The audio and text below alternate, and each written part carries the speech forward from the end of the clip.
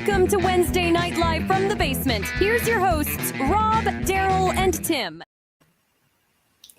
Gentlemen, Daryl, Tim, and special guest Curtis. How you doing, gentlemen?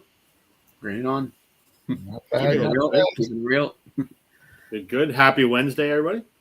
Yeah. Everybody having a good week so far? It's all right. Yep. Yeah. All good, all good. Today was our first T-shirt day, so I was saying to Daryl before we went live that I happily mowed the lawn in shorts today, and I was just What? yeah, pure we're bliss for me. Yeah. we're not there yet, but we're on the up and up. Hold now. on. It was +2 recently, and I was wearing a T-shirt outside. So It was green grass, sun, not a cloud in the sky, 20 degrees Celsius. What? Oh, yeah. It was Yeah. wonderful. It was like -6 last night here, Rob. Well, we had snow 2 days ago, Oh, okay. but that was like a one-off. Last week was warm too. So, Canadian spring, you could have 4 seasons in one day. So, Tim, you're in Ottawa, is that right? That's right. Yeah. Where are you? Nova Scotia. Oh, that's where I'm from. Oh, is that right? Okay, I didn't know that. I'm from the Annapolis Valley, actually. Down the valley. Okay, right Yeah. on. Cape Breton myself. Okay. Yeah, I love it. I have a feeling the topic of Cape Breton and Nova Scotia may come up at a few points throughout the evening's festivities, given that Curtis and I are on here and what we're probably going to talk about. So, Richard, how you doing? Yeah, Record Hound, reasonable facsimiles. Well, they're gentlemen. I'm just here, so welcome. They claim And no Trevor. such thing. So tonight we're talking just nothing deep, nothing complicated. We just thought we'd pull our sort of favorite records of all time. It's not a countdown, it's not a ranking. It's just like here's a dozen of our favorite records is what we're chatting about tonight. But before we get into that, we always have lots of fun stuff to talk about. Did anybody do records? I mean, obviously, Daryl, I know you couldn't do Record Store Day because of your geography. I could not find the 2 things you were looking for. I've been to 4 stores now, and yeah, I looked at I was looking online. Even the honeymoon suite one just seems to be sold out everywhere. And then the other one, I think I forgot you were Choice looking. one. I think they only made either 500 or 1,000 pressings. It wasn't a lot of it, so that might be why. I saw it around the next. Man, there's a mall. There's a Sunrise like kind of down the road where I was. So I did Record Store Day, and then I was there the next day or something bumming around, and I saw it there, and I didn't even think about picking it up. Which one was that? The honeymoon suite one? Yeah. Yeah. I it's around here. It's around Ottawa.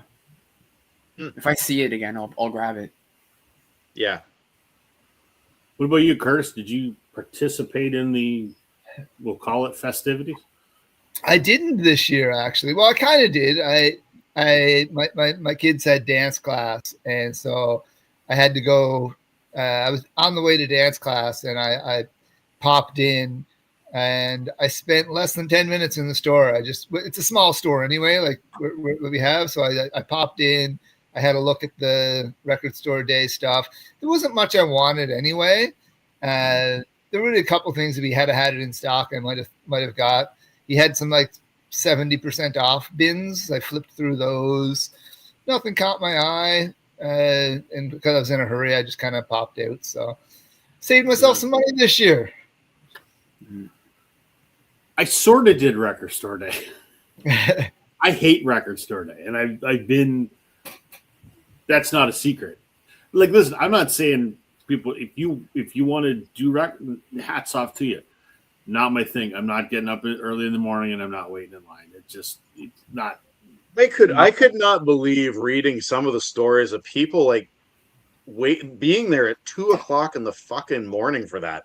Just waiting in line. Yeah. My local here Holy. lined up at 3 a.m. Yeah. Here Here in Ottawa, there's a very heavy Taylor Swift crowd, and every year it's getting earlier and earlier. And I found out when I got there in line, they were there at midnight just for Taylor Swift. That's it. That's all they were there for. if you're there for the fun and the camaraderie or whatever, you Yeah. know, cool. Knock yourself And then out. and then we find out that the owner had like 110 of them.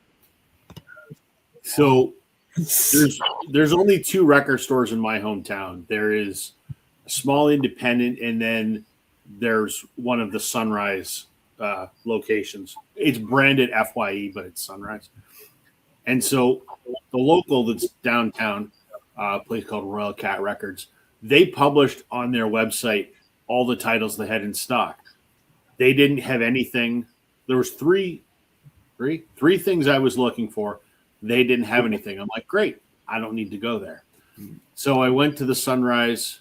When about 20 minutes before it opened, I was the 3rd person there, and they had nothing. They literally had 1 box of Record Store Day records. Like there might have been 40 records total, and it was nothing I wanted. And I'm like, all right, well, that's, you know, it is what it is. Maybe I'll find what I'm looking for elsewhere. So the 3 things I was looking for, if anyone gives a shit, probably not. Bryan Adams put out an album called Tough Town, only available on Record Store Day. I think they only did like 1,000 copies or whatever. And then The Darkness did a live album. And then Dallas Good from the Sadies and one of the guys from Arcade Fire did an album just before Dallas had died. Those are the 3 I was looking for. So there's a store in Hamilton. They don't have a store anymore. He just does it out of his garage. But he posted his record, and he had the Dallas Good record. So I bought it through him, and I picked it up today. So there was 2 others I was looking for. And John, Music Talk with John, our good friend, he texted me. He goes, how's your record store day? I go, it was a bust. He goes, what are you looking for? And I told him I was looking for that Bryan Adams record and the Darkness record. And about 4 hours later, he texts me. He goes, are these the 2? I go, yep. So he picked them up for me, and he's going to ship them up to me, and I'm going to pay him for them, obviously, and pay him for his trouble. I got the 3 things I was looking for without myself actually finding them in a store. So I sort of did Record Store Day. But the only thing that was cool is when I was at the Sunrise location, they had 75% off the Ghosts of Record Store Day Past, as they called it. So anything from a previous Record Store Day was 75% off. Nice. And there was one that I had missed last year. There was a Fleetwood Mac live album from 1975, and it was $65. I got it for $18 with taxes. Wow. That's good. So Nice. turned out to be not too bad. Not too bad. Yeah. Yeah. So just got to wait for a few things to show up in the mail, which is all good. What's Record Hunt saying? I don't do Record Store Day, but I supported a former store in Toronto. In a flea market, found a long-wanted George Carlin LP from '88. What am I doing in New Jersey? Cool. A lot of commercials to get through this show. We have commercials? Okay. YouTube's gotten bad, worse I know. and worse, man. There's like commercials. It's Not a hell of a lot I can do it. They do it whether you're monetized or not. So I know, right? I think I've lost my monetization because I don't post a lot of videos anymore. So I'm below the watch hour threshold. Yes, Music Talk with John to the rescue. Thank you again, my friend. You know that I love you for it. Thanks, man. Yeah. Everybody's saying that's what friends are for. I don't think we're going to sing that because nobody wants to hear us sing at all. At all. So I have other exciting news. Again, the only person who's going to care about this is Curtis. So, but I want to hear Curtis's report first. You went to, we'll call it the red carpet premiere of the independent film Little Lorraine. I did. So for anyone who doesn't know, Little Lorraine was a song. It's an album that Curtis and I are obsessed with. And Curtis just froze. There he is. You froze. There, Now you're back. So, based on that album, and how was it? It was good. I enjoyed it. So it was the second night. So it had the premiere on Friday night, and then Saturday they had a couple of showings. So I think they had a 4 o'clock, a 7, and a 10 or something like that. And I was at the 7 o'clock showing. And earlier in the day at another venue, they had a concert. So Adam plays, and the Men of the Deeps played, who are like a choir of coal miners. They performed, and Adam's uncle Huey performed. I think he plays the accordion or something. So I didn't go to that. I was going to, but my wife was working and yada, yada, yada. So I didn't end up going to that.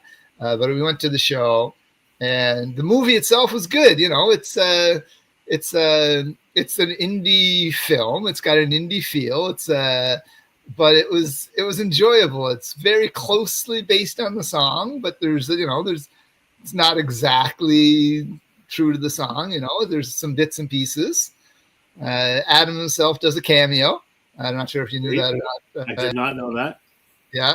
So Very he has cool. a cameo in it, and it's shot here in Cape Breton. So the story's set here in Cape Breton.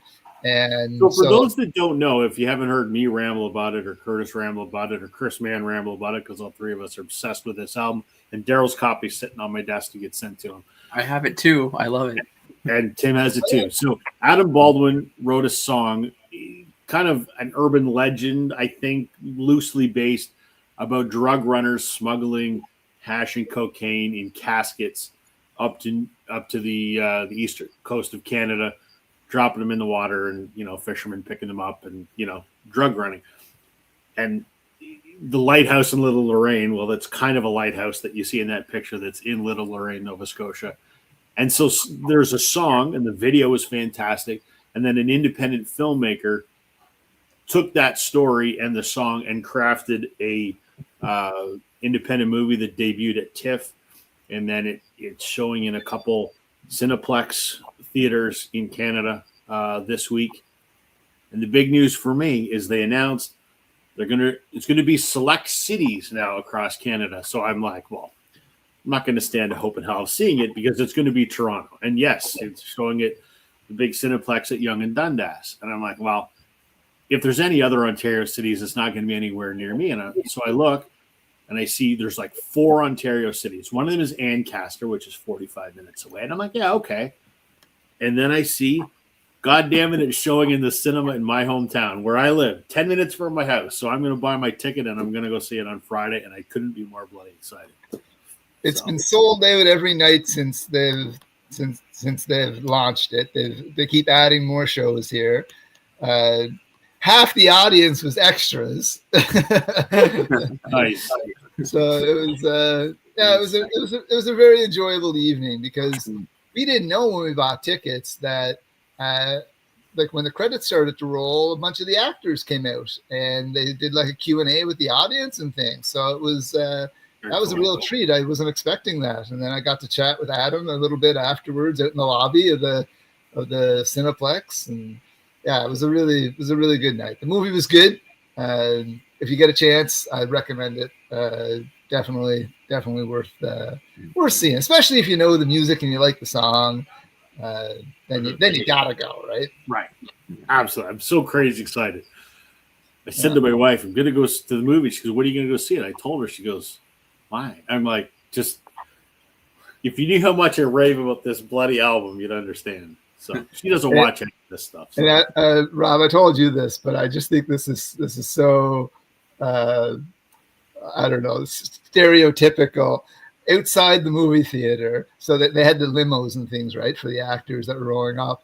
And on the side of the building, they had a crab boil. They were cooking crabs right there outside the movie theater. It was just, I was like, oh, this is perfect.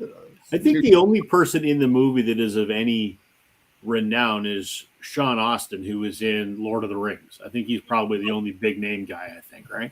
Yeah, that's right. Some of the other actors apparently have done a lot of stuff, but like it's not stuff I would know. The main guy who plays Huey has been in a lot of stuff. Apparently, he's from Nova Scotia, from Antigonish or something. Okay. He's been in the movie like 300 is 3000. 300, yeah. Yeah, so he's been in a lot of stuff, but again, he's not like a big name like Sean Astin is, right? Right. Cool. Well, I'm looking forward to it. So. Yeah, go see it. There you go.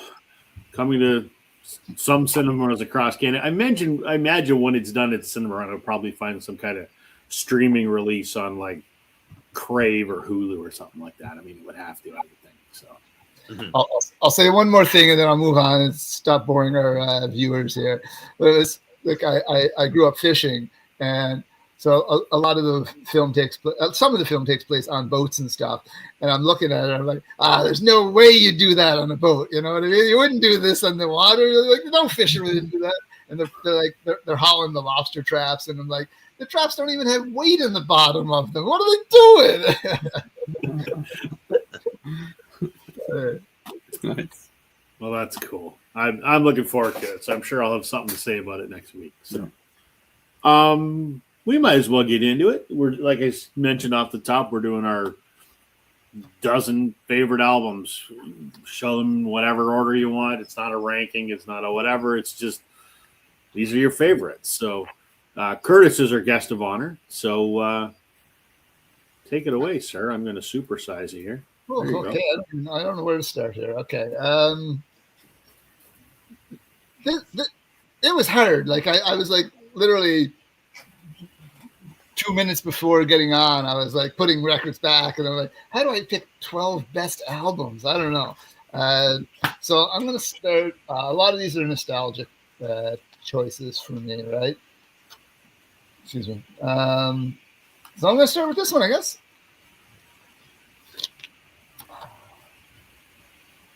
Lauryn Hill. The Miseducation of Lauryn Hill, 1998. So this is like the end of my high school kind of thing. And I did a video recently with like desert island pics. So a lot of these are duplicated from that album, that video. But this is one of those albums that I just never tire of. I mean, there's some really great collaborations on here. You've got Santana on here on the track To Zion. She collaborated on his album, I think, with Supernatural, and then he was on her album. Bob Marley's son is on here in Forgiven Father, which is really great. So she's married to Bob Marley's son. They have a kid together. She was. I don't know if they still are or not. So yeah, it's hip hop, but yet it's like neo soul. It's that female perspective that wasn't super popular at the time, and I just think it is a beautiful album. So she broke away, of course, from the Fugees. This is her solo effort. So she does a bit of singing, she does a bit of rapping. It's just a beautiful album, and I think it is. I think in like Rolling Stone, it gets very high reviews on that as well, and I can't argue with why, man. And so I'm going to start us off with a little bit of Lauryn Hill. That's great. Mhm. It came out at the right time too. Yeah, absolutely. That's a good point. Yeah, she was just in Ottawa here just before the week before Christmas. Is that right? Does she still perform then? Yeah, she was good. She came on an hour late. Of course. Her and Erykah Badu, right? They're like never on time. Yeah, but it was good. I really enjoyed it. Like the rappy stuff isn't totally my thing, but I got it. But she mixed it up. She sang, and it was a really good show. Good. Yeah, I think the cool thing about Lauryn Hill is that she kind of came out during a period of time when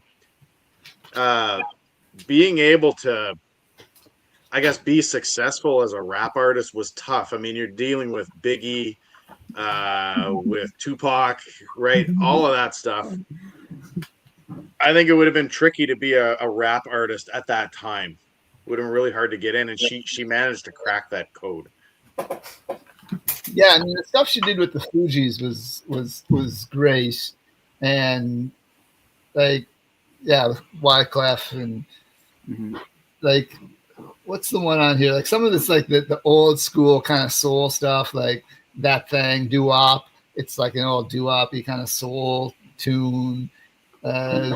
So there's kind of like some throwback stuff, and then there's some kind of more progressive stuff on here. Yeah, it's great. So Tim, did you got that signed at the show in Ottawa? Yeah, after the show.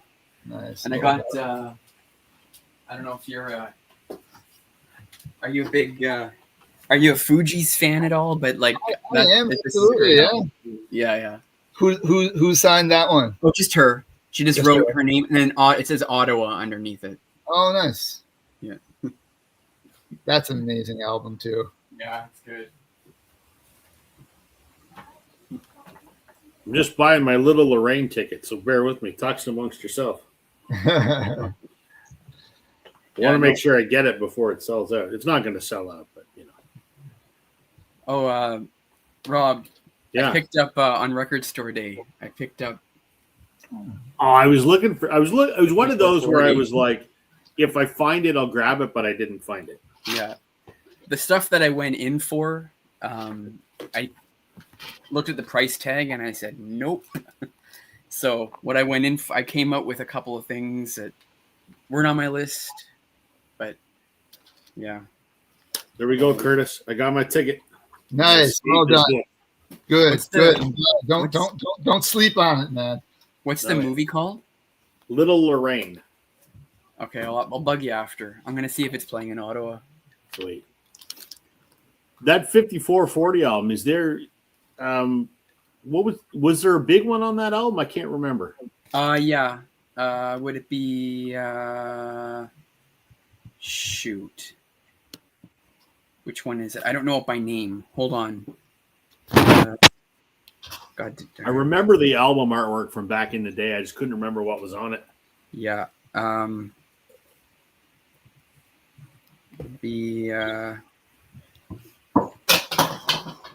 on.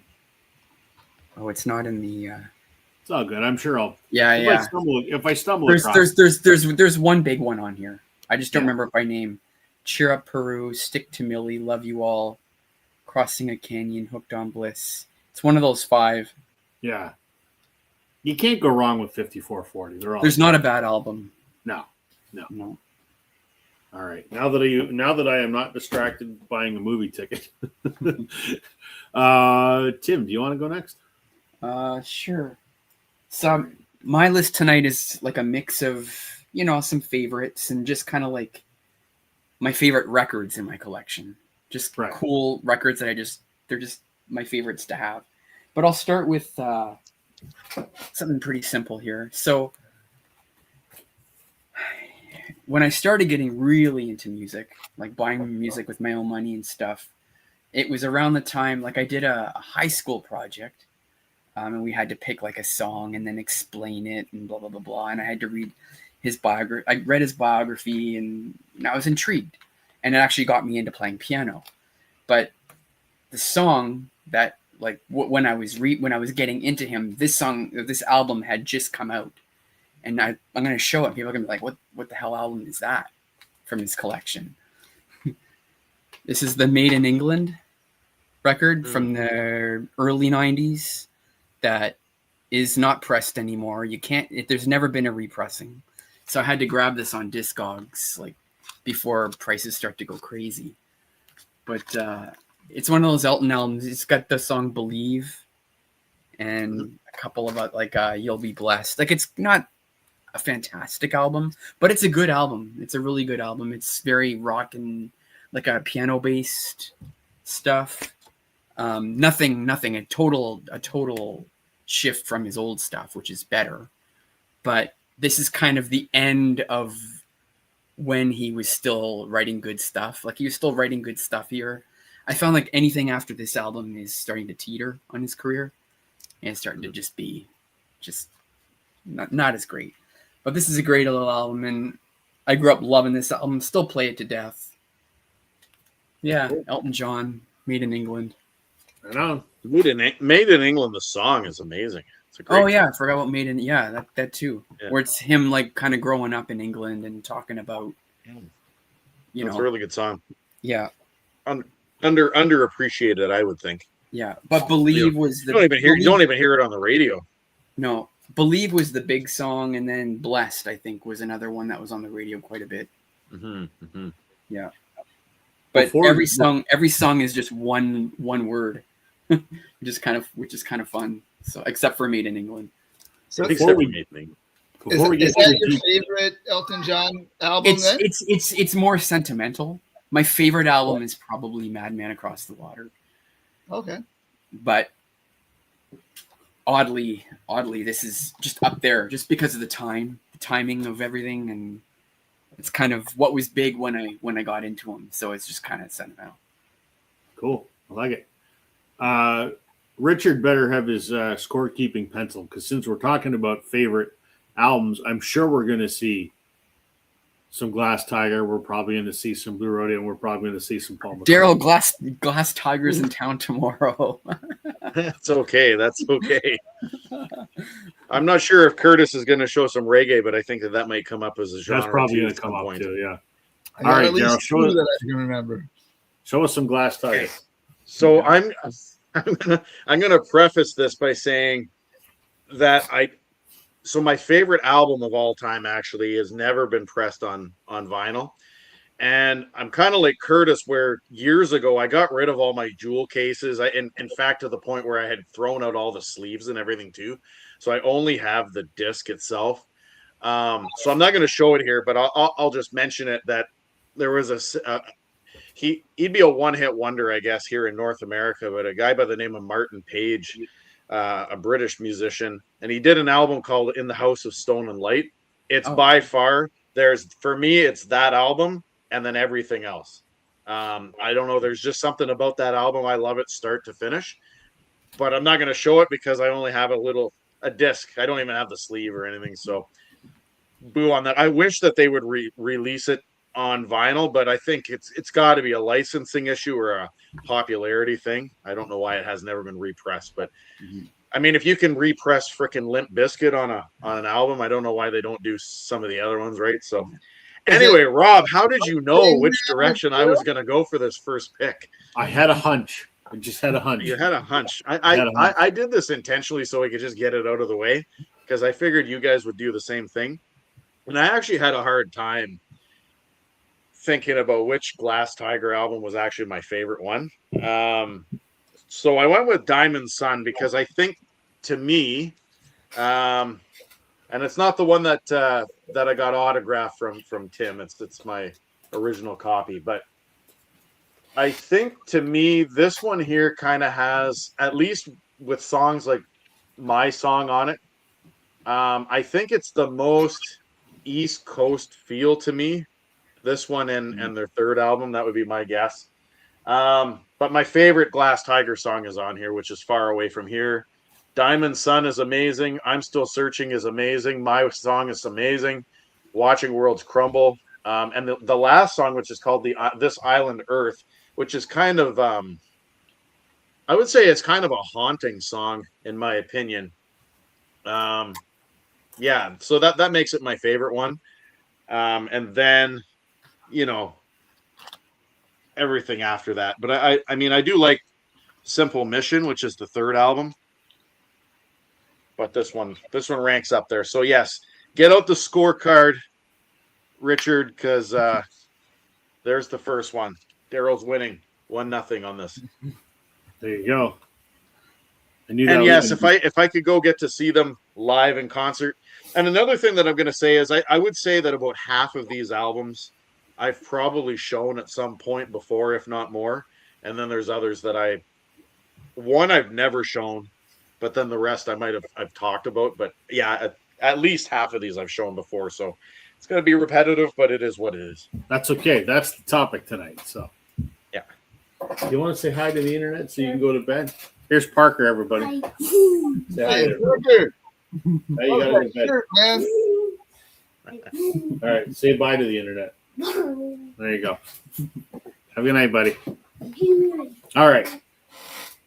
Yes, I'm going to show Blue Rodeo, but I'm not going to show that first because, as Daryl said, there's an album and then there's everything else, and I have that same thing. And listen, I've talked about this before, but because we're talking favorite albums, this, like, when I heard this, it was like I got struck by lightning. Like, it was just, I was 15, I think, and I was getting into the Beatles, and it's a lot of music to consume rather quickly. And I remember the first time I heard this album, I was at my best friend's girlfriend's house. Yes, he knew I was there. He was there too. Nothing weird or anything, because she was a friend of mine before.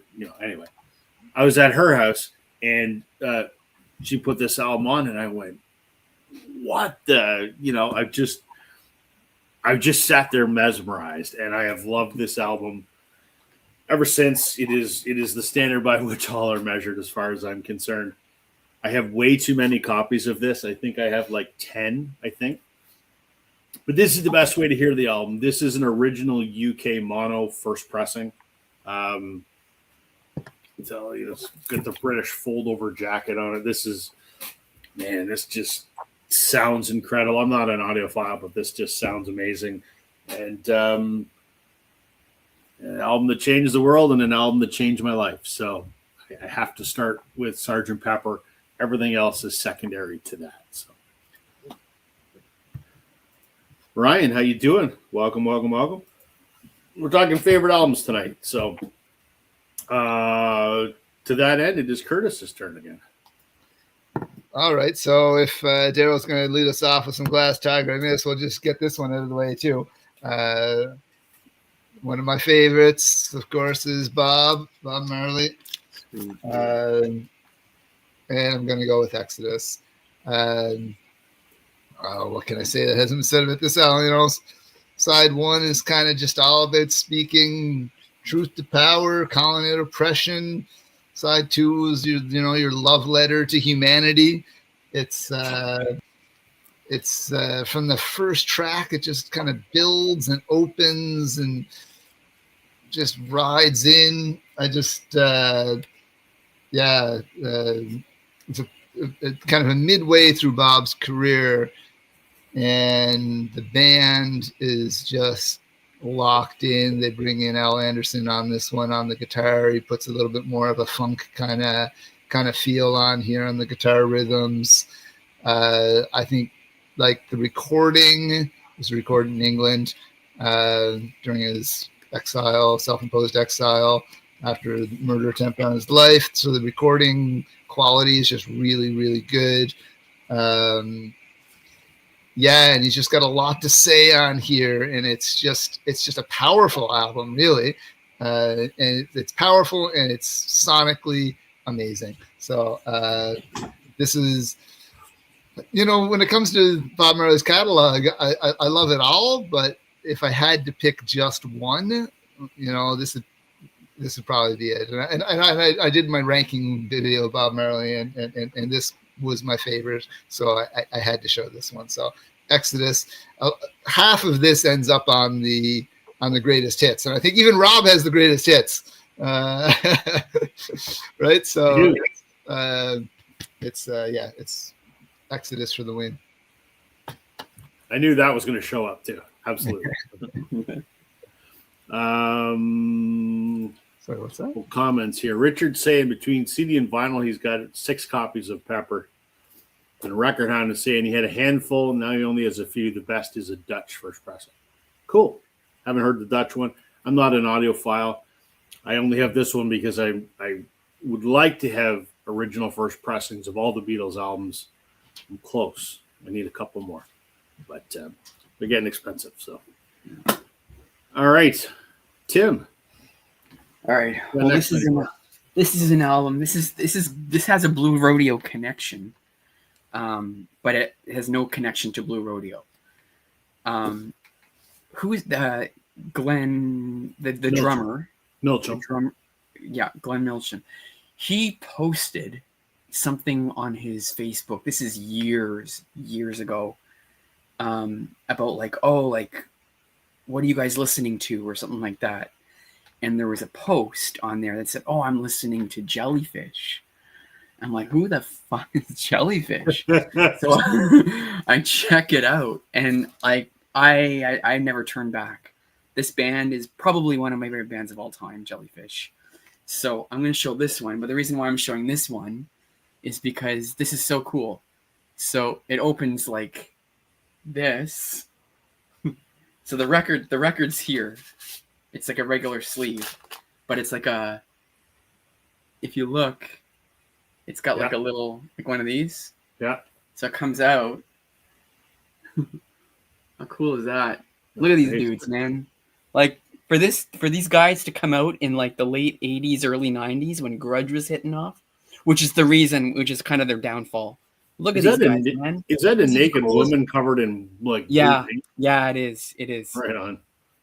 So this is just the coolest friggin' band, man. Like, if you haven't heard Jellyfish, you got to hear them. There's only 2 albums. The second one is a little more higher production than this one, but the songwriting is just fab. Anyway, yeah, when I found these guys off of someone posting on his feed, on his post, like, what are you guys listening to? And people are posting, yeah, I never looked back. This band is incredible. And two of the guys play on Beck's band, like he tours with Beck.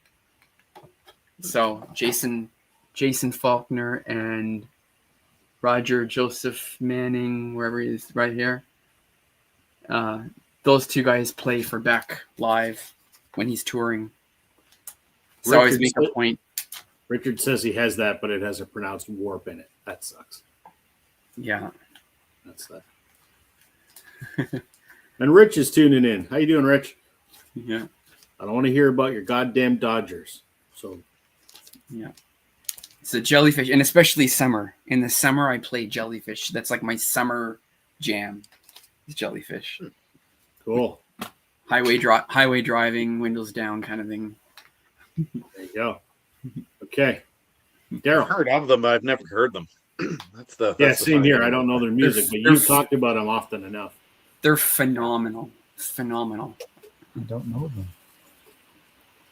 So basically, you're saying like if you like the grunge from the early '90s, late no, 80s? it's I would say it's power pop. It's like Supertramp meets Beach Boys meets Beatles meets, like, it's just, I can't explain it, man. Is it like Sloan-esque? Yeah, it's like power pop, like my best. If you just get this, like, power pop, it's power pop. Wow. Yeah. Interesting. That is interesting. How you doing, Brian? Brian's tuning in from Japan tonight. We're trying to tee Brian up to be a guest in the next couple weeks. So looks like we're going to be able to swing that. So there you go. That'll be fun. Yeah. Richard's saying it's definitely summery power pop. So there we go. Okay, Daryl, the stage is yours. I'll have to stream it. So we're going to go from power pop to 1992, 93, Daryl's high school teenage angst.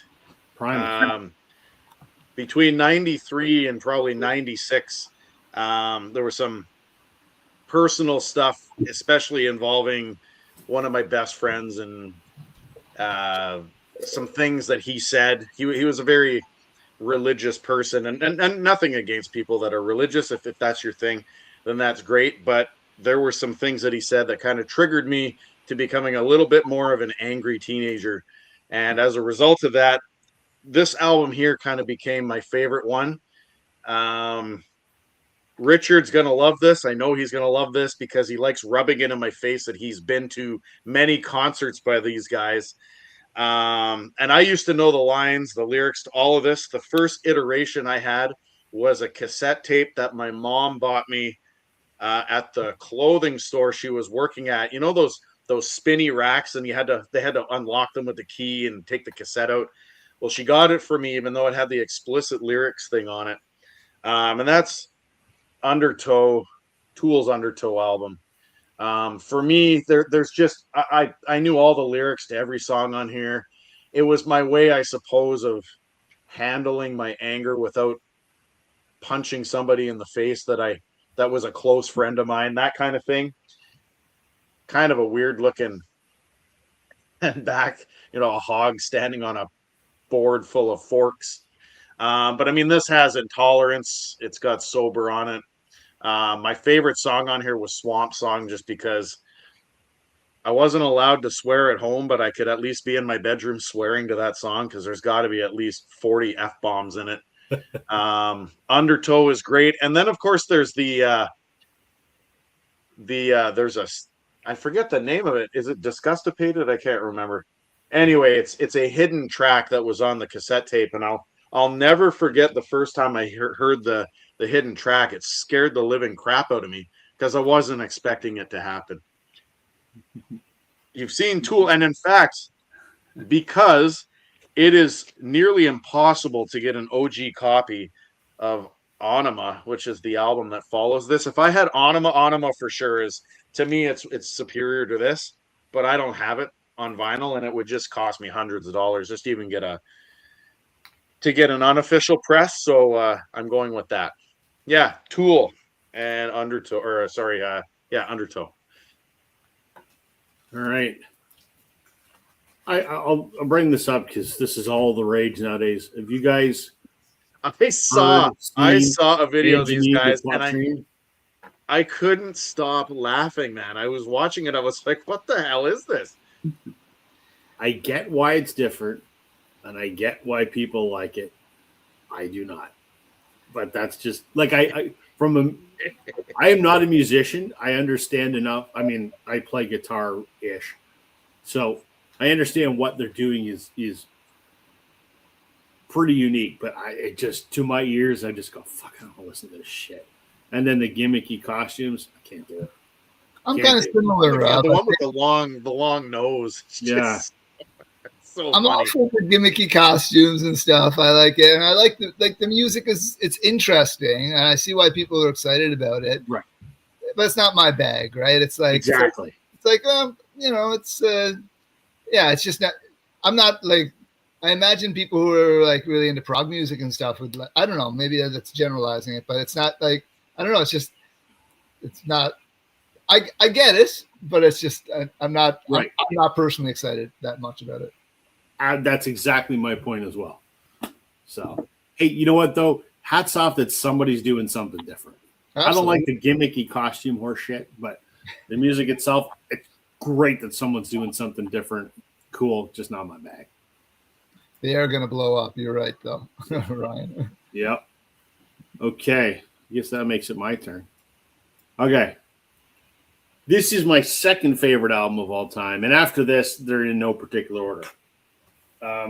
We may have talked about this album a little bit on this channel as recently as, 45 minutes ago. I got to do it. Mm-hmm.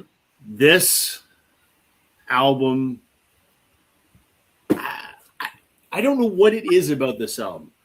I was lying in bed last night because I sort of mentally compiled a list in my head, and it automatically was Sgt. Pepper, Concertos, and Serenades by Adam Baldwin.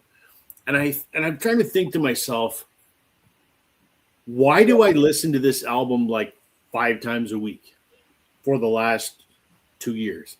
Why does it resonate with me so much? And I don't really know what the answer is. I think it's a combination of, this is a guy that even in Canada is not terribly well known yet. His career started because he played with some other people, and that sort of gave him a foothold, and he went on to make this incredible record. This is, in my mind, it is a mix between Stan Rogers, and if you're not Canadian, you don't know who the hell Stan Rogers is. And Curtis, correct me if I'm wrong, but in my mind, it's a mix of Stan Rogers and Springsteen's Nebraska and Gordon Lightfoot, like Canadian Railroad Trilogy. It's all of that put together. I would agree with that. Yeah, absolutely. Right? It's just, I've been to Nova Scotia one time. I was there for one day. I went to Dartmouth. I flew in the morning, had a meeting, flew out. So for all intents and purposes, I have not been to Eastern Canada. But this is an album of stories, of songs that are stories. Some are real, some are based in reality, and some are just total fabricated stories. but each one is kind of a portrait.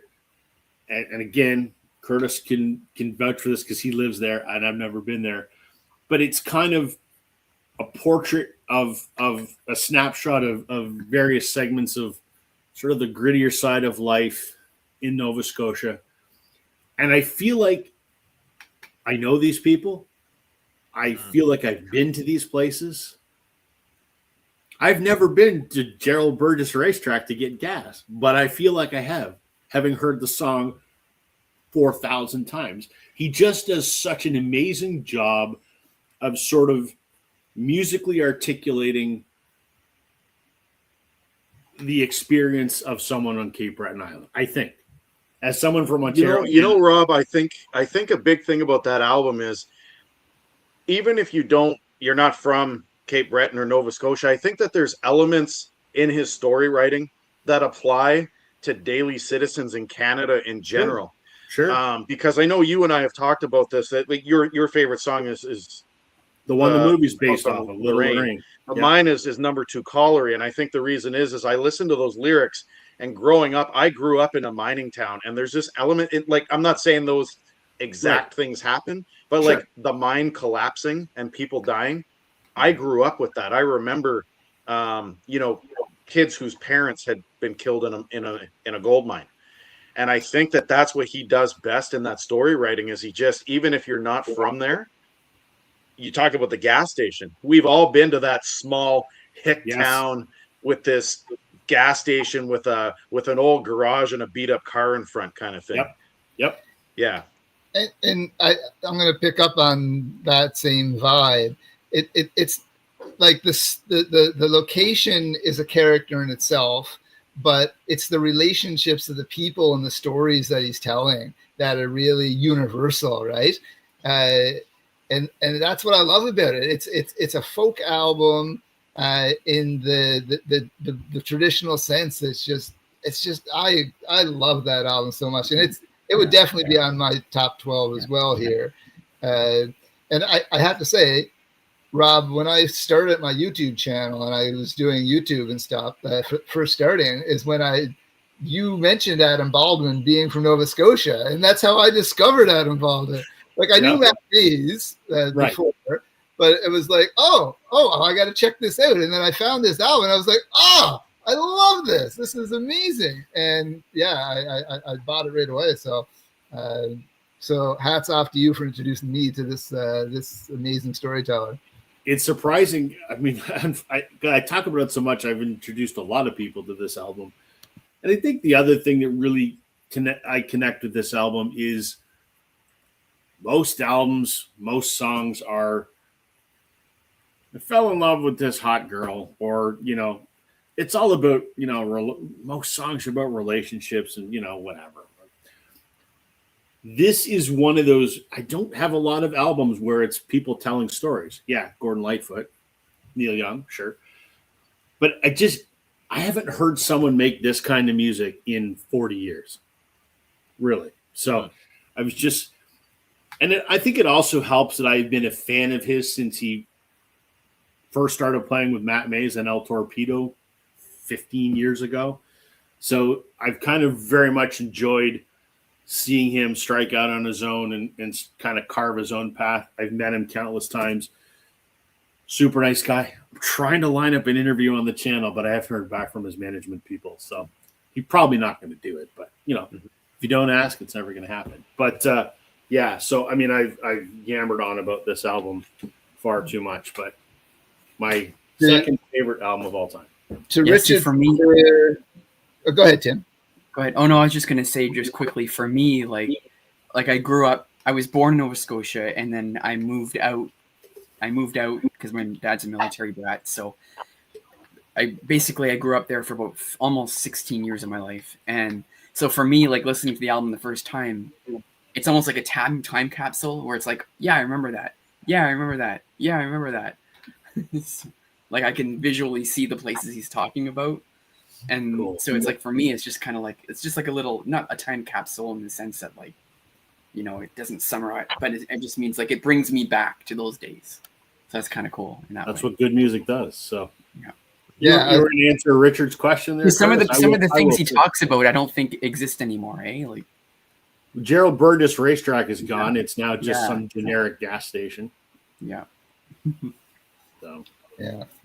Well, stepping in, as you know, Tim, going to Nova Scotia is a bit like going back in time anyway. yeah, kind of. Yeah, it's just funny because like to get anywhere around the city here, like I can get like New Glasgow. I used to do New Glasgow churro to New Glasgow all the time, which is like 40 minutes maybe.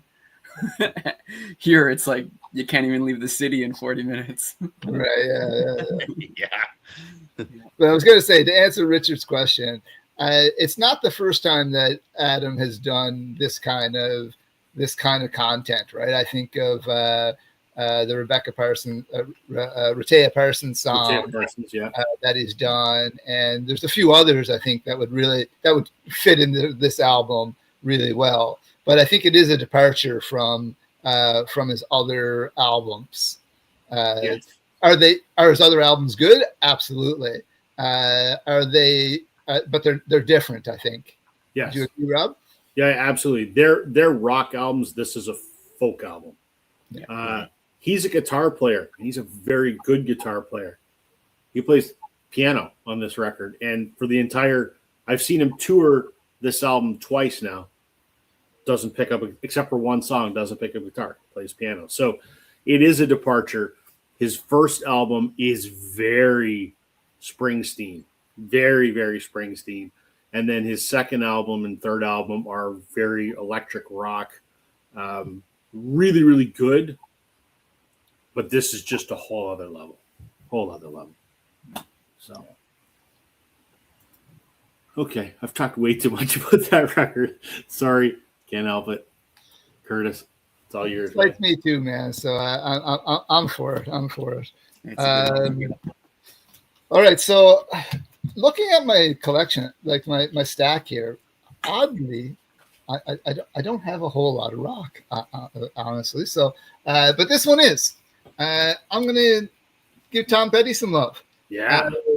This is my favorite Tom Petty album, and I just think it's like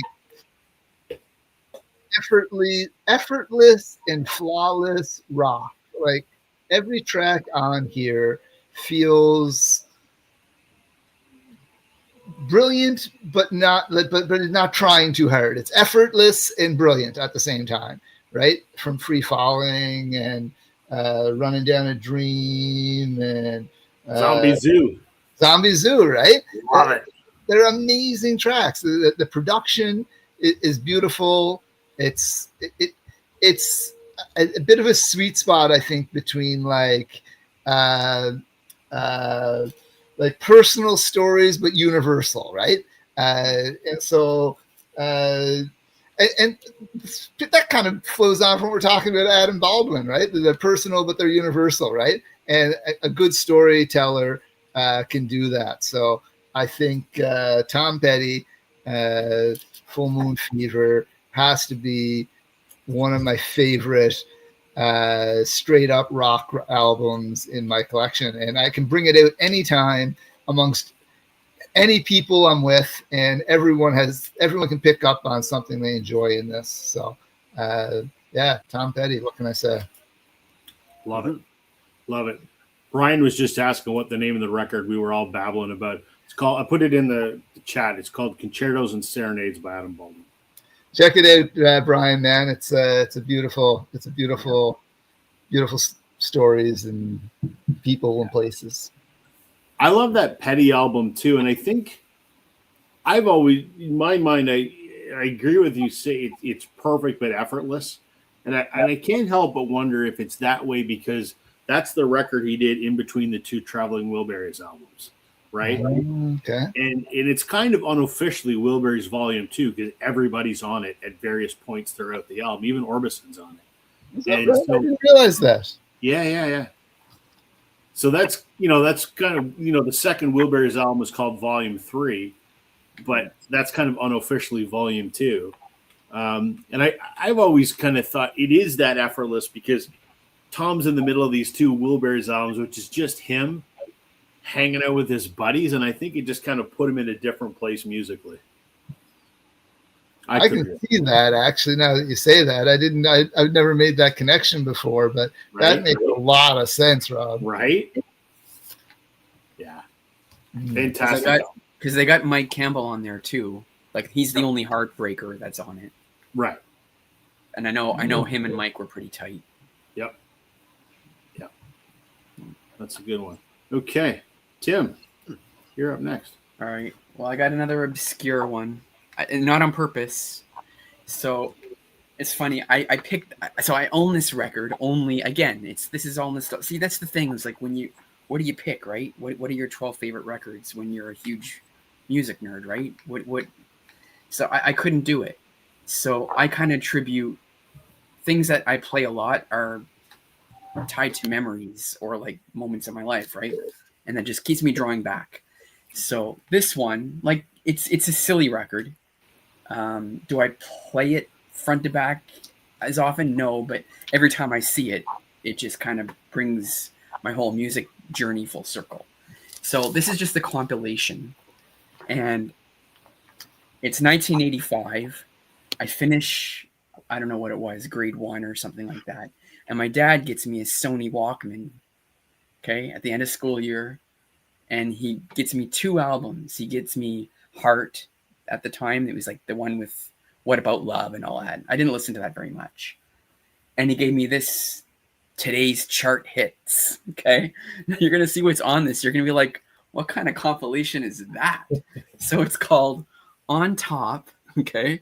It's got to be a Canadian release. Oh, it's a K-Tel.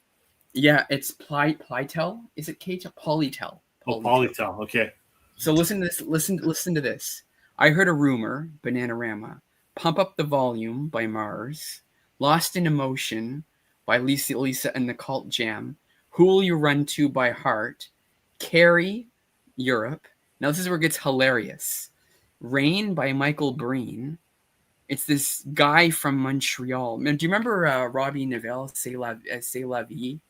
Yeah. Kind of like that kind of stuff. It's very, very Quebec pop that never made it anywhere.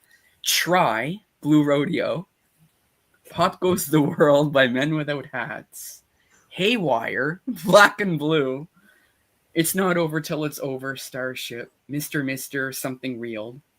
And then Frozen Ghost, which is also from Montreal, Should I See. And the Cane Gang, Motortown. Come on. Can you send that to me? That is amazing. I love it. Almost seems like something my dad had on a cassette tape because I love this compilation. How in the hell do you get Haywire, Starship, and Blue Rodeo on the same piece of wax? Yeah. Man. Oh man. That's crazy. It's got a little of everything, like Pump Up the Volume by Mars. It's got everything on here. Like, it's just hilarious. Anyway, this is my first cassette. I had to buy the record. Yeah. I found this on Discogs. I'm like, you got to be joking. And Tim, it was only $7.99. Can you imagine records for that starting price nowadays? It was, I still have the, $7.99. Boy, that's something. That's amazing. That's crazy. That is something. All right. How do you follow that, Daryl? I don't think I can. Good luck. So for my next one, we're going alternative, right? So the last one I had Tool and Teenage Angst and all that kind of stuff. It's kind of funny because I just went from like an album that pretty much bashes spirituality and all of that kind of thing to an album that I'm going to go to now, which initially this band was like Buddhist spirituality. That was their shtick on their first album. So normally I would show the second album because I really do like the second album. But I'm going to show Live's Mental Jewelry because this one here is the one that got me into Live, which is their first album as the band Live. like I said, I'm not a spiritual person, but I figured I would do this back to back where the teenage angst was kind of offset with something else. And this, like most people would know, live for like um selling the drama, um lightning crashes. They did a song called Heaven, all of those tracks, right? They were all on the radio all the time, but this one here didn't garner any major hits. But for whatever reason, me and my friends, when we were teenagers, this is what we listened to. This was our go-to. And for me, once again, like, I know it's not a perfect album, but for me, this is a non-skip album, right? I don't switch any of the songs. I just let it play. And the first three tracks, Pain Lies on the Riverside, Operation Spirit, and The Beauty of Grey, like I memorized all the lyrics to those tracks. And yes, the lead singer Ed Kowalczyk's kind of he would fit into that I don't know, wanker category, I guess you would say. He's done all kinds of stuff where I think some members of the band aren't allowed to get royalties, or they're not allowed. I can't remember. They're not allowed to claim it as live anymore and stuff like that. And they're the hardest band to find a song on Spotify. Type in the word live and it's like, you know what I'm saying? So, Yeah. but I really like this. I mean, if you haven't heard it, give it a shot. It might not be for everyone, but I think it shows the progression of a band. Like this is them before they became big, so to speak, with their follow-up 3 albums that they did. It's very I don't want to call it low key or low quality, but it's not the same as their next 3 albums for sure. Mhm. Yeah, so I like it just because I think it's simplistic, but it edges on spirituality that's not in your face. Yeah. Yeah, I saw them like a month and a half ago or so. It was a decent show. Mm-hmm. Yeah, but like you said, like it's kind of, it doesn't go too far. It's just kind of that happy medium. Yeah. Yeah. Right on. Okay, I'll get this out of the way since Daryl has already shown Glass Tiger. It's time that we show some Blue Rodeo. Mm-hmm. Their, I would say, probably most forgotten album, The Days in Between. They never play anything off this record. The band hates this record. I don't know why they hate this record. I've asked. I asked my good buddy Bob when he was in the band. I go, why? He goes, I have no idea. He goes, Jim and Greg hate this record. So I don't know. It was a little different for them. So they took a trek down to New Orleans and they recorded this out. They rented a house / studio in the French Quarter of New Orleans, and Trina Shoemaker was the producer. It was a lot different than how they had made albums in the past. And it sounds different than all of their other albums. It's still that roots rock kind of thing, but there's very little pedal steel in it. It's more electric guitar. It's kind of like grandpa rock, I like to call it. But it's still my favorite. I love it. I remember the first time I heard anything off of this album, the song Somebody Waits was the single, and it got played a lot on Much Music. And I went, oh, that's kind of cool. Oh, those are the guys that did Try. And that was how I got into these guys in 1999 when this album came out. Saw them on that tour, the first of the 54 times I've seen this band. So absolutely love this. A little different than the rest of their stuff. Impossible to find on vinyl. They only pressed, I don't know, 1,000 copies, something like that. You can rarely find it. I have an autographed copy on the wall, and then I have this copy, which maybe because I knew someone in the band. So love that album. Blue Rodeo's The Days in Between. Well, always love that record. It's always funny when you like the album that the band actually doesn't like, eh? Yeah. So I was thinking about it. So obviously I saw them on that tour, so they played a lot of stuff. And in the ensuing years that I've seen them 53 subsequent times, I think maybe 5 times I've heard a song, and 4 of those were Somebody Waits, which was the the hit. One time I was at a show. I think it was one of the shows they did. It was a show at Center in the Square in Kitchener, and they decided to do a deep cuts show where they did no hits. It was just deep cuts, and they played a cool song off of here called "Rage," which was kind of cool. One, I'll give you an anecdote because it's kind of funny. Not funny. The album closes out with a song called Truscott, which I don't know if you guys remember the case of Stephen Truscott, who was a wrongfully convicted of murdering a young girl in, I think, Alberta in the 60s, and he served like 35 years in prison, and he was finally exonerated around, I don't know, late 90s or whatever. I remember when I got this album and, I was listening to it and I heard that song and I knew what that was.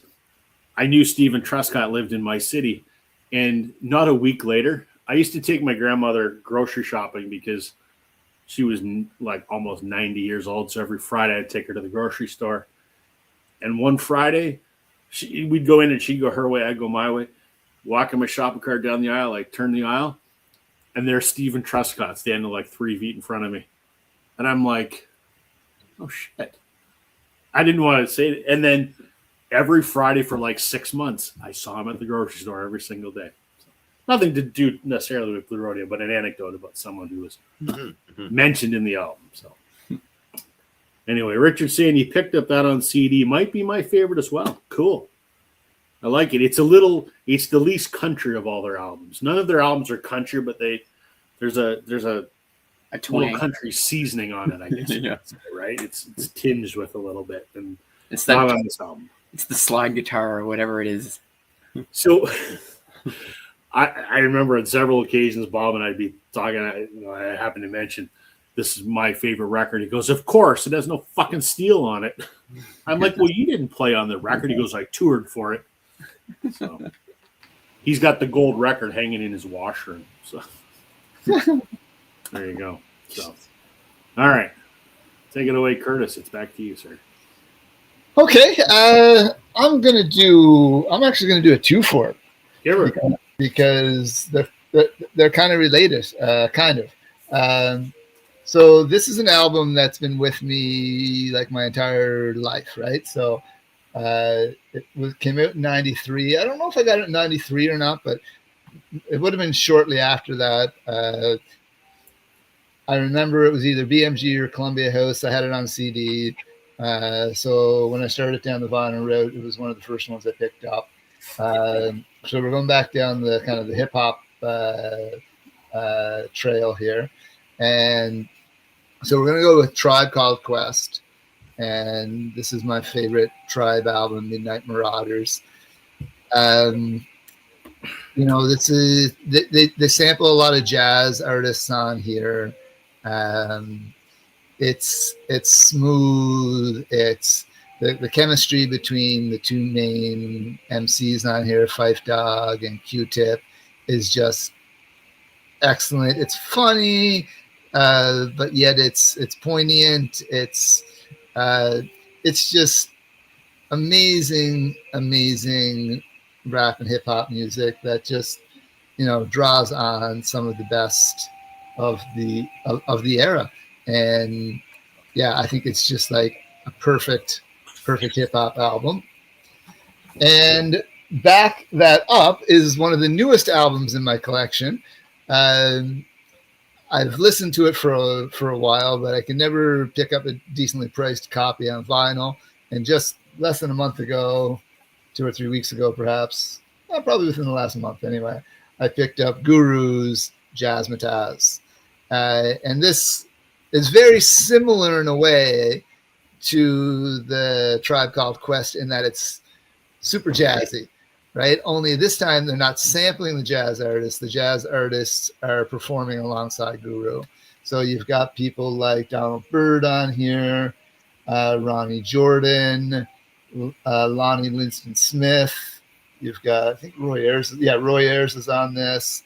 So you've got some of the greatest jazz musicians of the era alongside Guru one of the greatest vocalists of the time, and it just makes for a beautiful, smoky, late night, chill out kind of listen. And it's quickly jumped since I've gotten this to the top of my favorite albums, the best albums in my collection.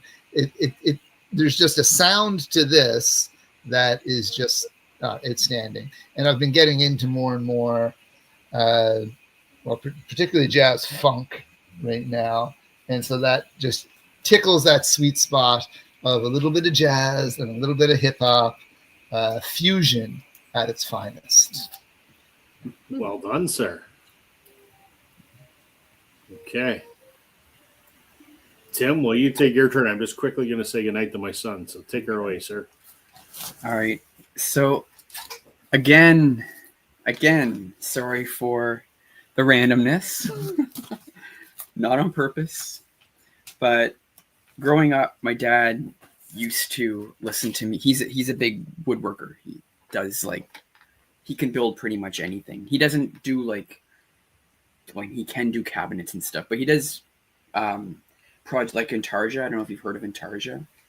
You use different color woods and jigsaw them and make like these little puzzle pieces into like this giant portrait of.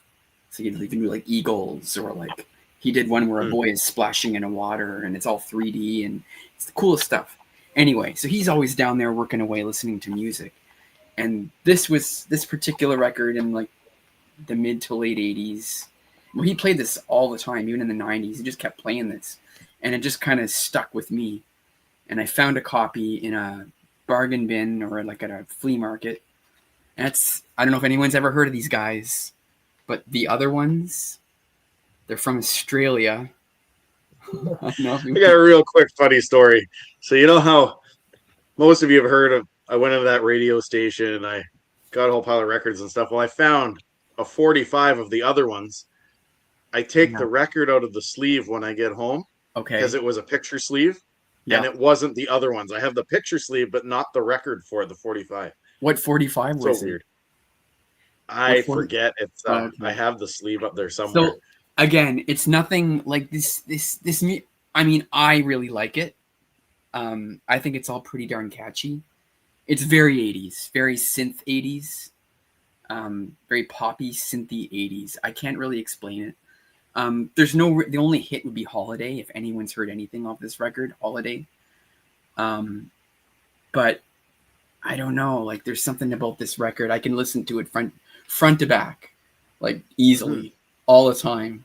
Like I'm always putting this on, and just to be even more ridiculous,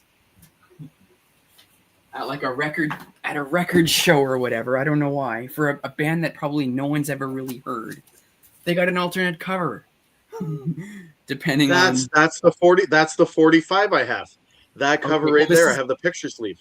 Okay, well this is the LP, so maybe they modeled. That's funny. So like that's so funny. How this got pressed on two different covers, I don't know, but not related to the album at all. But I just picked up on your shirt. Where the hell did you get that shirt? It's a beer shirt from it's Dog Stray Brewing. Oh, you get it? You know that, eh? I do very well, very much so. Oh my god, that brought back a lot of memories. Right on. Yeah. I don't know how they got the rights, but it's Stray Dog Brewing Company. It's a brewery here in Ottawa. Brilliant. Yeah. Awesome. Anyway, the other one's Australian. Maybe not for everybody, but it's catchy stuff if you like the 80s. And cool. All right. Daryl. All right. Just getting caught up on a message that was on my phone. Well, speaking of the 80s, we'll take us to the late 70s and definitely early through mid 80s. And I wasn't going to show any greatest hits albums, but you know what? I think that it's worth it to show at least one. I might have a second one later. And we're going to look at some arena rock. Probably one of my favorite arena rock bands of all time. And I only need the greatest hits album. I don't think I need everything else. And that's Journey and the Red Greatest Hits album. Every single song on here, in my opinion, is a complete banger, even the cheesy ones. I don't think that there's a bad song on here, right? I mean, side one, Only the Young, Don't Stop Believing, Wheel in the Sky Faithfully. Can't go wrong with that. Then, you know, I'll Be All Right Without You, Any Way You Want It, Ask the Lonely, Who's Crying Now. I mean, if you were to have to buy all the albums for this, which I'm sure that if you're a huge Journey fan, I mean, I'm a big Steve Perry fan. I think really that's the only iteration of Journey that I like. You know, if it's a gatefold, show it. Once again, this is kind of a cool gatefold, you know, with the different members of the band and the different albums and stuff. You know, that it's a boring backside, but I think it's a really good gatefold. And I mean, I don't think there's a lot I can say about Journey that hasn't been already said. I think Steve Perry is a phenomenal musician, a phenomenal singer. I get that there was some turbulence in the band when he came in, you know, it almost seemed like he was stepping on people's toes in the band. But I mean, I just think everything about this is great. I don't know what it is. I know there's some people that don't like Journey, but they are the epitome of arena rock. Them, Bon Jovi, couple others that were there at that time, right? So, and I think if I remember right, you know, I've talked about my dad on the show and his record collection. I wish I could go back in time and see what his record collection was, because like I said, he got laid off from the mine that he was working at. He was a security guard, and then he got laid off. And then my parents had to leave. They had to sell their house and leave, and he just gave all his records away to a friend. No questions asked. Probably 2,000 of them, I would think. Probably at least a couple hundred 45s and at least 200 to 300 cassette tapes, plus all of his CDs. Oh, no. I wish I could go back and see, but I'm positive that he had an OG copy of this and tons of other stuff. So I know he had an OG copy of Caravans in the Land of the Pink. And you look at that on Discogs, man. Selling for like $200-300 for the Canadian press and OG. So yeah, I wish I could go back and see Dad's collection, but I know he listened to this when I was growing up. And yes, anybody who doesn't like Journey, shame on them. I'm with you, Daryl. When my dad died in 2009, I was too preoccupied with getting the house cleaned out and sold and whatever. I took what I needed out of his collection and I sold the rest. Boy, do I regret that, because I did not keep enough. So I'm like, yeah, I wish I could go back, and yeah, it is what it is. It is what it is. Okay. Yep. I got to show this one on CD because it's not available on vinyl. This is absolutely phenomenal. This is the Dustin Bentall outfit, and this is his album called Six Shooter, which came out in 2009. I loved this band. So they played in Ontario a lot. I don't know why, but they did. I saw them every chance. I probably saw them a dozen times. I got to know Dustin. I got to know Kendall Carson, who was his girlfriend at the time. She now plays with Alan Doyle. I know Del Cowsill, who's his bass player. This band was awesome. They were around all the time for like 5 years and saw them all the time. And then everyone kind of went their own way. This is just a phenomenal. It's the weirdest album. It is a fusion of literal country and western music and stoner rock. Why that works, I don't know, but it is amazing. I love this record. Stoner rock works all the time. But when you fuse it with like country and western, that's bizarre. It's signed by everybody. I sort of knew who he was because his dad is Barney Bentall, who was, a mainstay of rock radio back in the early 90s. Barney Bentall, the Legendary Hearts. This is Dustin's second album. There's 3 of them. The third one is on vinyl, but this is the best one. So his drummer on this album is Pat Stewart, who is Bryan Adams' drummer. His guitar player is Luke Doucette, who plays with Sarah McLachlan and is part of Whitehorse. This is such a phenomenal, weird record, and I still listen to it all the time. I wish this band was still around, but that's never going to happen because of some personality issues between the members of said band. But yeah, Dustin Bentall, 6-shooter, absolutely love it. I've heard you talk about them before, Rob, and I've been meaning. That's been one of the ones I've been meaning to check out, and I haven't yet. So it's a good reminder to me. Yeah,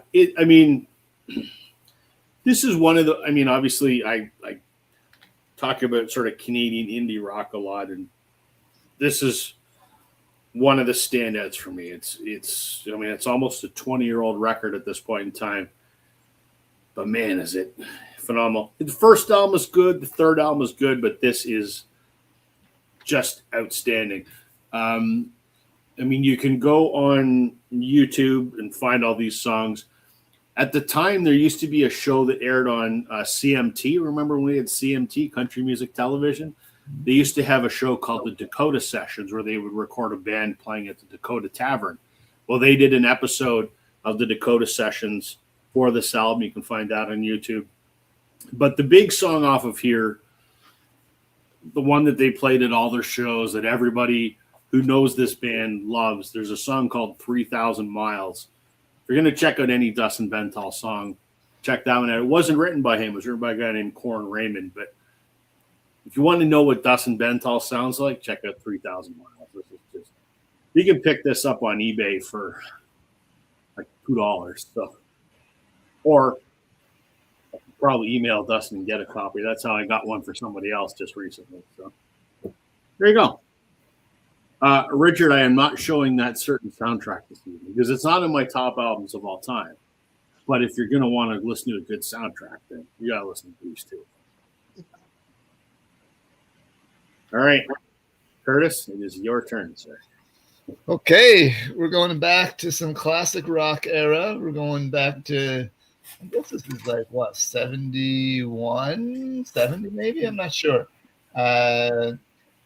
We looked at like jazz, hip-hop fusion. This is kind of another fusion album.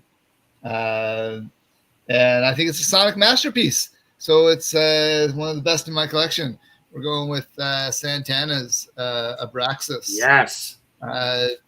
It's got a bit of jazzy feel to it, but it's that blues rock with Latin rhythms, and it's I guess the cover's spiritual, I guess but the music kind of has got that spiritual vibe to it as well, right?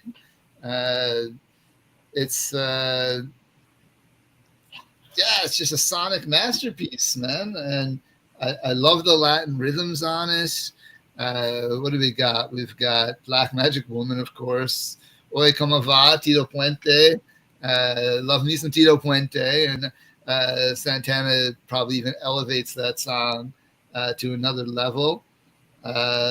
Samba Pati, Nicoya. It's just, I don't know. It's a masterpiece, man, and I love it. And look at the size of this poster. I don't know if they all come with this size poster or not, but it's massive. Well, that's the back side. There's the other side there. Just massive. Mine does not have the poster. This is the Japanese version, but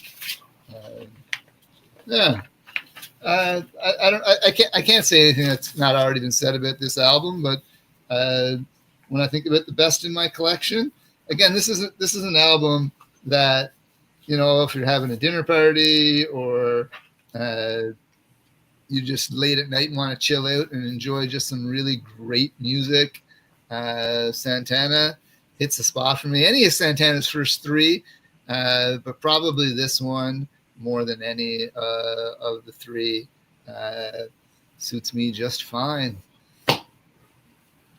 I'm with you on that one, man. I remember when I was, 17 or whatever, and I was, just getting into music, and I was the Beatles, the band, Creedence, that kind of thing, Clapton, that kind of thing. My dad bought me a couple CDs, and he's like, I want you to try some different stuff. And that was one that he bought for me. And when I was 17, I didn't get it. And, several years after he passed away, I kept his copy, but I hadn't listened to it. And I'm like, I'm going to listen to it because Black Magic Woman is a Fleetwood Mac song. Peter Green Fleetwood Mac, not Rumors Fleetwood Mac, but it was written by Peter Green, originally recorded by Fleetwood Mac. I'm like, all right, I want to hear this cover of a Fleetwood Mac song. And then I listened to the whole album is amazing. And I was, 35 years old or whatever. And I went, now I get it. I wish my old man had still been around and I could have been like, you were right, Dad. It just took me a long time to come around to it, but you were right. It's a brilliant album. Yeah. Nice. Yeah. That has Oye Como Va on it too, eh? It does, yeah. Yeah, that's a great song too. Yeah. Phenomenal record. He kind of took I don't want to call it Chicano rock because that's more like the Champs and Tequila and stuff, but he took Latin American swag and the music and he brought it to the forefront that in a way that people had never heard before. It's really cool stuff. And his guitar playing is amazing. Oh, phenomenal. Right. I really like some of that New York Latin kind of sound from the late 60s, that boogaloo and that early proto salsa kind of stuff. And a lot of those rhythms are in here, right? And just fused with that rock sound, that blues rock, and jazz, right? So yeah, it's that sweet spot I think that he hits here. That's not too much one way or another for me anyway, and it's just I don't know. He never quite replicated it, but he didn't need to because it's one of a kind, right? So, Agreed.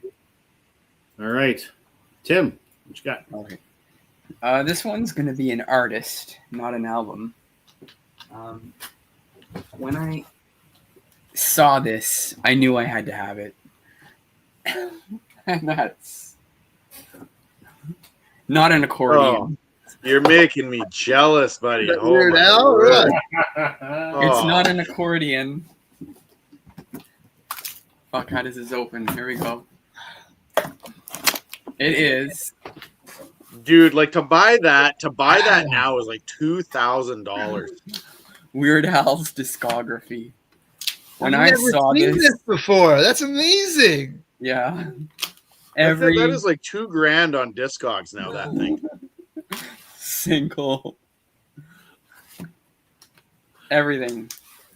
Come on. But Stop, Tim. But Tim, are they signed though? I have one signed. Nice. All of them. Wow. All the way up to, let's see, they have this one weird one, this additive one. It's not an album, but it's just tracks that got like rejected, that didn't make an album, that didn't get permission, but he recorded them. And yeah, so it's kind of little, and it came with you got a test pressing of your choice. So I got a test pressing of Bad Hair Day. Wow. Yeah. I just don't know what to say, man. He's throwing out the big guns tonight, eh? Well, it's just like it's one of those like again, it's one of those things you hear as a kid, and it's just like it's Weird Al, man. And when I saw this, I had to have it. I had to. Mhm. Now, Tim, is that a limited edition? Like, was there a So, certain do you number of remember? years? Do you remember Pledge Music? Do you remember No. that? So, it was a company that was around. It's kind of like a Bandcamp or something where you there's tiers. Okay, there's tiers, and then for $50 you get an album. For $100 you get an album signed or with an album and a T-shirt. And so Weird Al had this pledge on this site. They're now bankrupt, so they've been closed down. But he had this thing where you could buy them individually, I think, or something like that, or you could get the whole discography as this accordion for I think it was like $300 for everything, and it sold out like hotcakes. But when I saw, I'm like, I'm getting one, so I got one, and yeah, Oh, cool. That's very cool. yeah. Again, Daryl, how do you follow Good that? touch, like it's got. Can I skip my turn? Like, look at that, that's so cool. Because mine is nowhere as exciting as this is. So it's not music that it's not my favorite album, but it's just one of those it's always a go-to. Once in a while, I gotta throw in some Weird Al. I don't know how to follow this up, guys. I really don't. Give me your Let's best go shot, with man. some '90s alternative. How do we follow it up with that? That sounds good. All right, you know what? I'll go with this. My mom suggested that I get this album when I was a teenager. I think I might have even talked about this. There used to be I forget what it was. Oh, there was on those old satellite dishes, the big black satellite dishes, and you had like your G1 channel 20 or whatever it was. I forget what the station was. Anyway, there was a music station that was on there called The Box, I think it was. And along the bottom of the screen was like a list of like the band and the song, and you could call in and request which video you wanted to see. And then maybe an hour later you would see it up and they would, I don't know, state your name and you requested it kind of thing. But it was only done in the States, but you could watch it in Canada on the big black satellite dish. So funny, my mom was watching The Box with me one day, and of course my favorite bassist of all time, Les Claypool and company, come on, and Primus. And there's a song that they do called Mr. Crinkle, where it's this weird looking pig creature playing a stand-up violin, and my mom thought it was hilarious. She actually really likes this band, which is just so absurd my mom is like 70 years old, right? So it'd be absurd to think that she would like this, and she still does. She laughs every time. But my initiation to Primus was the Pork Soda album, and I liked this band so much that when I was in grade 10 English class, there's a song on here called The Old Diamondback Sturgeon, and we used it as a presentation in class to talk about a lyrical story in English class. And it's about a fisherman who goes, I forget exactly what it is, but, this is like the opposite of, Adam Baldwin, where they're kind of storytellers, but just such weird storytelling, like you said, Rob, like most bands today, it's like you break up with your girlfriend song or whatever it is. These guys, I mean, they have a song on here called DMV, and it's literally about sitting there waiting to get your driver's license at the DMV and how boring it is, right? They have a song on here called The Pressman, which is about this guy who's lonely and he lives a boring life in front of a typewriter, and he just smokes cigarettes eating sandwiches all day, like just weird stuff like that. And there's even a song called The Hamburger Train, and they take I forget which Cheech and Chong movie it is, but there's a thing where a guy goes, "I'm the guy from the Hamburger Train," and it's Pee Wee Herman. So they incorporate all kinds of just weird stuff. So I just think these guys are hilarious. You know, you've talked about the Delirium project that he does. He was in a band. Les Claypool was in a band called Sausage. There's just so many different iterations of Les Claypool and company. And how did I know how did I know Richard was going to bring that up? They even, and I've mentioned this before, they even played at Woodstock 94. He made an attempt to play the American national anthem on his bass guitar, got about halfway, and he was like, that's it. That's all I'm going to do. As he's getting pelted with mud at Woodstock. So I don't know. They're just a crazy band. And when you can convince your mother to like Primus, I think that is a feat on its own. It's awesome. Okay. I don't know how I follow Primus, but I tried to follow up Weird Al with Primus, so you can. all right. You I'm go going ahead. to follow Primus with Whitehorse, a band no one cares about but me. Yeah, I've been a fan of Melissa and Luke for a very long time. They're husband and wife. I mentioned them earlier. Luke has been Sarah McLachlan's guitar player for 31 years, and Melissa has been Sarah's bass player for 22 years, I think. They had their own solo careers, and I was a massive Luke Doucette fan because I think he's one of the best guitar players in Canada. Different than a lot of folks. Like different, but he's really, really good. And so I've got his I think I have all of his solo albums. And so when they decided to end their solo careers and form a band together, I'm like, all right, I'll give this a shot.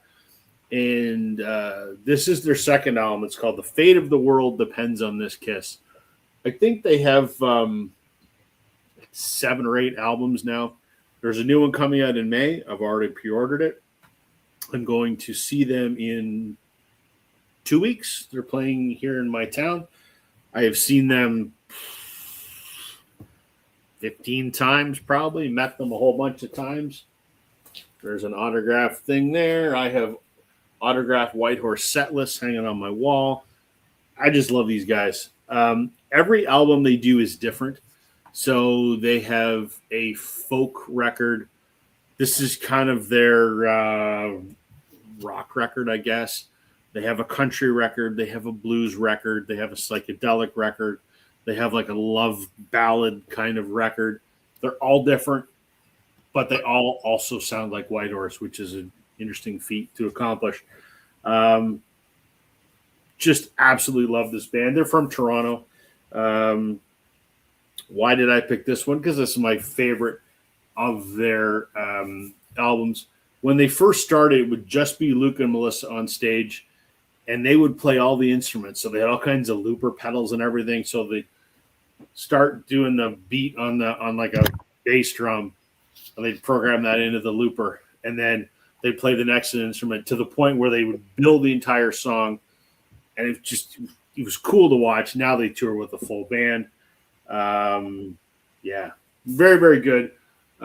Devil's Got a Gun was kind of like their first kind of mainstream, if there is mainstream radio in Canada, I don't know, but you would get played a lot of Much Music or whatever. So this was from 2012. So big fan of Whitehorse. Nice. I listened to Whitehorse. I remember after watching some of your videos, Rob, and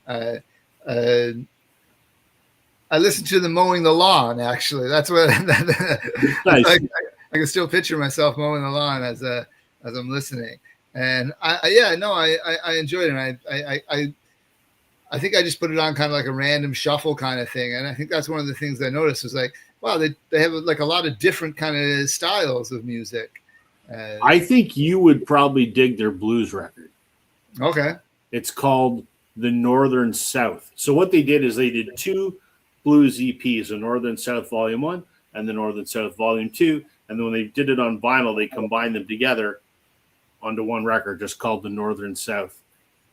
And it's really good. I'll I think give you'd it another probably shot. dig that. I think you probably dig it. Yeah. All right, I guess I'm up.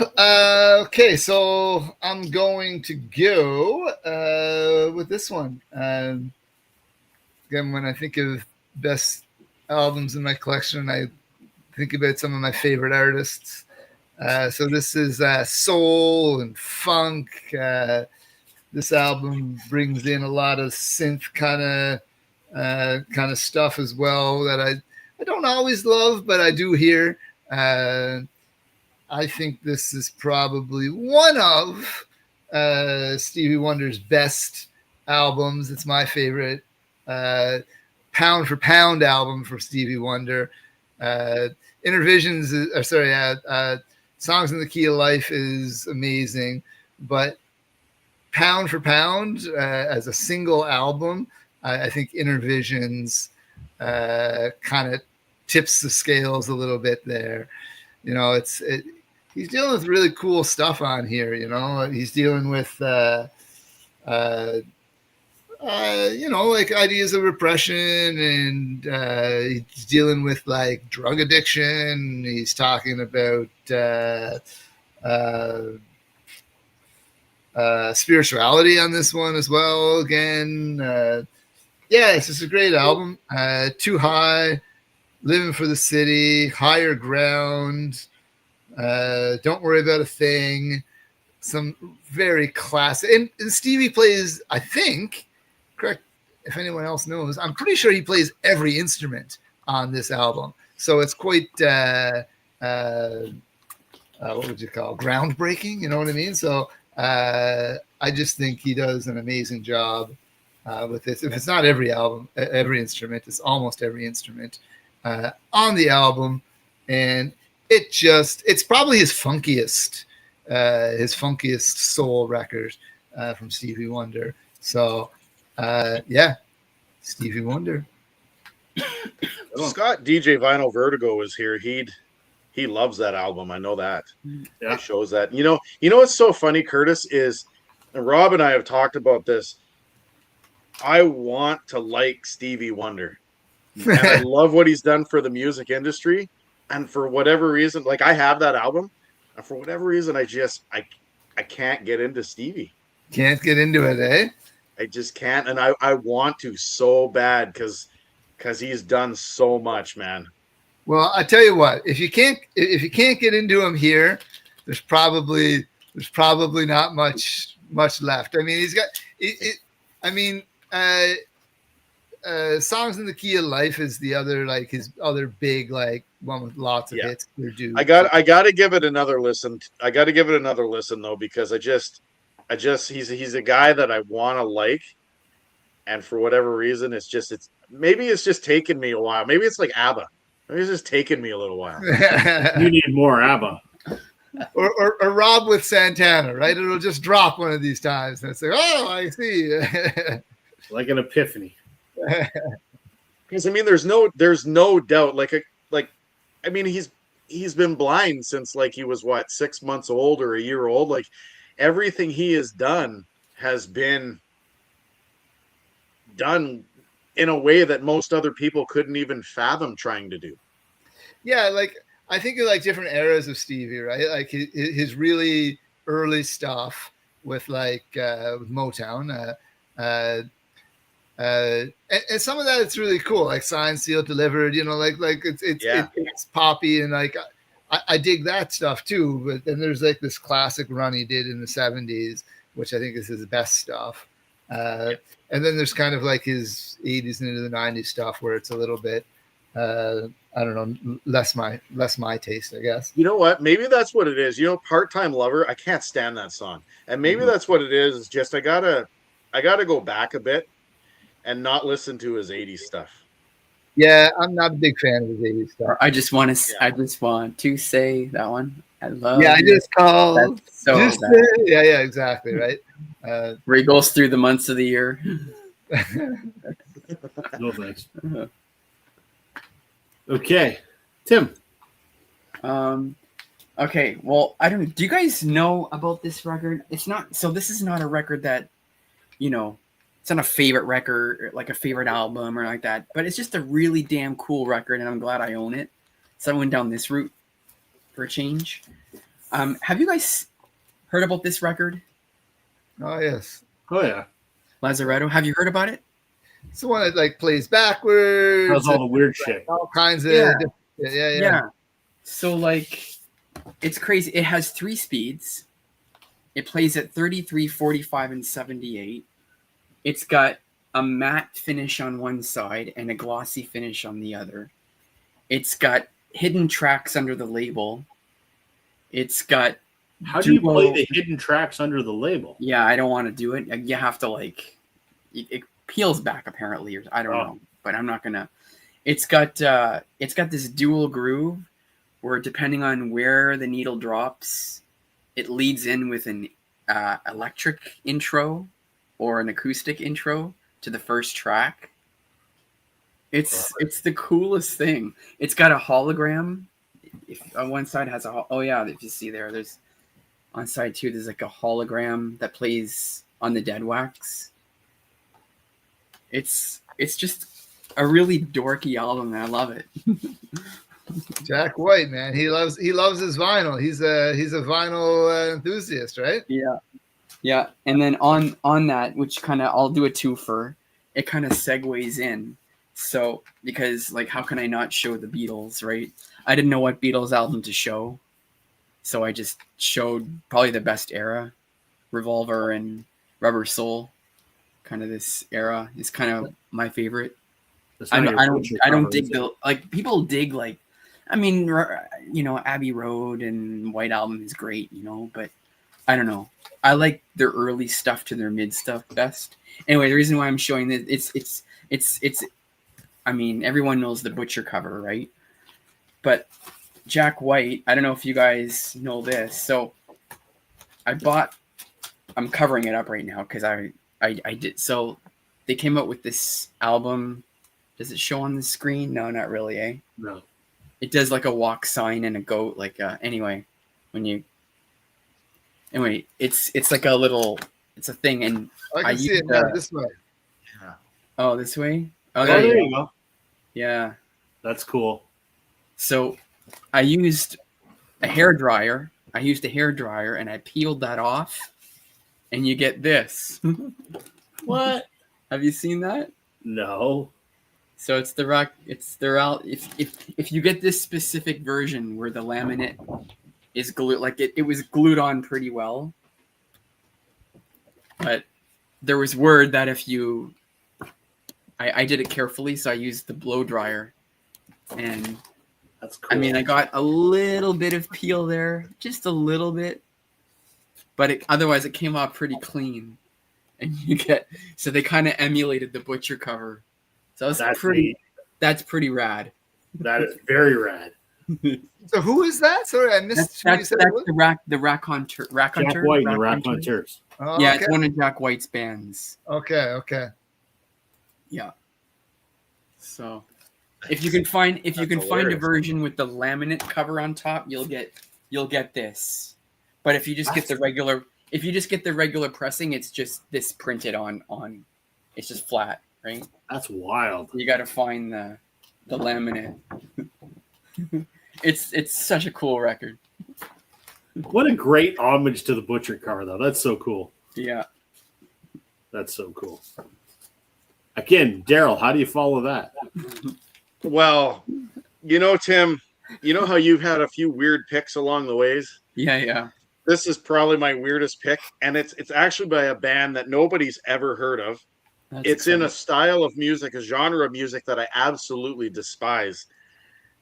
But for whatever reason, I actually really like this. So I know nothing about this band. It's hard to find anything about them. I think this is the only record they ever did. I got this when I raided the radio station because I thought that the cover looked really cool. And I would argue that in the last 2 months, this has had the most play on my record player in the last 2 months. So it is a band called Planet Earth. They are a space disco band. It is It is all instrumental music. Planet The whole Earth. thing's metal, but it's like space disco, electronic 70s music. I'd like to say that this is like 77 or 78 or something like that. Yeah, so side one, the songs are Rocket Man, Space Boogie, Across the Universe, and Telstar, but they're not cover songs. And then side two is Doctor Who, You Are My Starship, My Galactic Hero, and Andromeda. Those are the 8 tracks that are on here. And I don't know what it is about this record. I like it. It's weird. It's instrumental space disco. That's the only way that I can explain it. And I thought it was a really cool cover because the eyeball is Earth. a picture of the Earth from like outer space. So Happy I Earth don't know Day. what it is. I can't say anything about it. Nobody else has ever heard of these guys. They're not even on Spotify. What's that? It's not even on Spotify. Not even on Spotify. No. Wow. So yeah. There's one from the strange part of my collection, and it's on Pi Records, PYE. Remember Pi Records?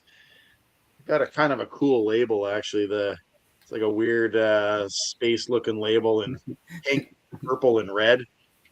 So yeah, I don't know what to say other than it's weird music, but has the most airplay on my turntable in the last 2 months. Richard says you should play that for the kids at school. They would love that. Mark is amazed that you love space disco but can't get into Stevie Wonder. You like what you like, right? Follow that up, Rob. I'm going to follow that up with the most boring, mundane, mainstream. Okay, but they can't all be interesting, can they? So, an album that changed my life. Story Morning Glory. Came out in 1995 when I was, 17. I got into the Beatles. I got into the band. I got into Creedence. That's kind of what I was listening to. I was listening to U2 because the girl I was dating at the time was a big U2 fan. But this was the first band I discovered on my own. And it wasn't because of Wonderwall. I think it was because of Don't Look Back in Anger, to be quite honest. But the summer that I discovered this album, I listened to it every single day. I've had to buy the CD a couple times just because I wore it out so much. I had my Discman with me everywhere. This was the soundtrack to that absolutely incredible summer when I was, again, 16 maybe. I don't know, but just for the sentimental value of what this album meant and the memories that accompany it, shall we say, that's got to be in my top albums of all time. So nothing fancy about that. Mm-hmm. All right. We're going to do a speed round because we're getting close to the end here. So in sort of rapid fire succession, show whatever you got left, Kurt. So whatever we got left. All right. I'm pulling my show. Okay, let's see. We'll start with this one, I guess. So I don't think this would be on anyone's best albums list except mine. What can I say? So this is Burning Spear reggae, live reggae album. If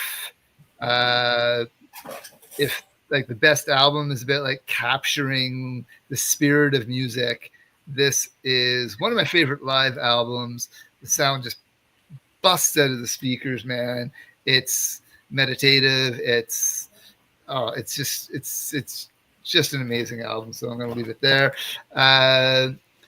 We were talking about Record Store Day. This one was released for Record Store Day. I didn't even the re-released. I didn't know it was until I watched Clash City Vinyl channel I've been watching recently. He picked this up for Record Store Day. This is Jurassic 5. This is early 2000s, late 90s hip hop from California, when a lot of rap groups were doing the solo artist thing. They took it back to the old school, doing Yes Y'all and Call and Response, cutting and scratching, really, taking it back to the old school. And it's fantastic stuff. It came out on like a wood grain vinyl for Record Store Day. And yeah, one of my favorites. I think they do it like no other crew does. Charlie Tuna has a vocal style that is like no other, and Cut Chemist is just a beast on the turntable. They featured this in my Desert Island video. Nora Jones, Come Away With Me, just music to soothe the soul. Around that same time, actually, early 2000s. Most people know that. So, and then more soul music, newer soul music. Black Puma's debut album, Black Moon Rising, Colors, October 33, Stay Gold. What amazing album this is.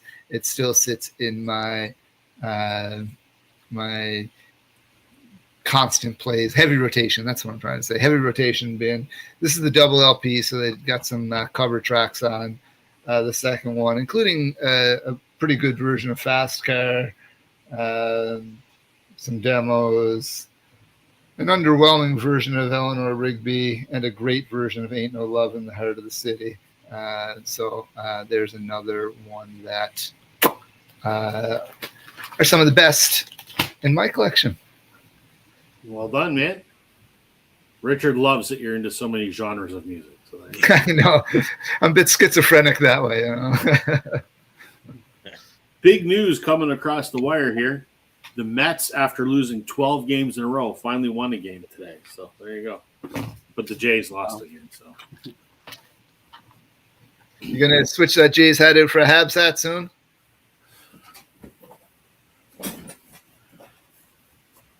There you go. This is our year, Rob, buddy. This is our year. God, man, I hope so. I hope so. This is always sitting here. I got a Darth Vader head, and the hat just sits on Darth Vader over there. Don't worry, I'll be wearing my jersey proudly. So, all right, Tim. I've only got what one you got left. I've only got one left anyway here. Not much to say about this artist. I mean, say what you will about him. Everyone's got their own opinion, but this album's goddamn fantastic, and I'm glad I have this record. It's not easy to find, and this is probably my favorite of his. History. He's really pissed off in this record, rightfully so. He actually, the guy that was extorting him or whatever, actually tried to sue him again for talking about the trials in this. So he's a real piece of work. But yeah, it's this album's awesome. Just a bunch of grit. He's just like, it's not like his clean voice. Like he really has grit in his voice, and it's just rocking. And he, history. Not much. That's all I'll say about him. Everyone has their own opinion. The biopic. What's that? Looking forward to seeing the biopic. I'll probably go see it. But yeah, no, man. This is probably by far it's better than Thriller, better than Bad, better than.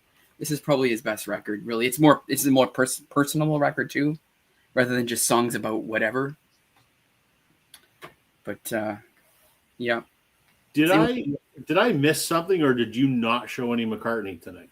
I just briefly showed some Beatles. I didn't want to deep dive into McCartney. I couldn't believe you did. I showed Blue Rodeo. Daryl showed Glass Tiger. I didn't want to be. Curtis showed Bob Marley. I could show one. I'm shocked, man. By the way, well, when you come back, I'll tell you. All right, he's gonna get one. Pick one. While he's looking, I've always been an Off the Wall guy. Off the Wall has always been my go-to Michael Jackson album. That little bit of disco funk kind of. Yeah. There you go. I can't find. I can't find it right away. But the McCartney record I would have shown would have been like Chaos and Creation in the Backyard or something like that. That's one I can listen to cover. Nigel Godrich, the guy that does Radiohead stuff, produced it. Came out in maybe 2005, I think, time frame. That would have been the one I showed if I pulled McCartney. So I told you last week that I would listen to Back to the Egg. Oh, okay. And I did. Okay. And it bored the shit out of me. Yeah. I told you, listen to Ram. I don't have Ram. Oh, okay. So, but I did have Back to the Egg, and it's like, yeah, it's fine. Sounds like McCartney. Whatever. There's a reason solo McCartney doesn't do it for me. Solo Harrison and solo Ringo don't do it for me either. So, and there's some solo John that doesn't even do it for me. So, yeah, there you go. Nothing against McCartney, but I promised you I would listen to it, and I did. So, yeah. Merck's comment just made me laugh out loud there. I mean, yeah. Yeah, I need some space disco. Everyone needs space disco. Absolutely. All right, Yes. Darren, what's the rest of your haul here tonight? All right, so I got a mishmash of all kinds of stuff here. I'll go with my favorite soundtrack, I think, just about of all time. Just reminds me of being a kid. I watched this with my mom and my brother so many times.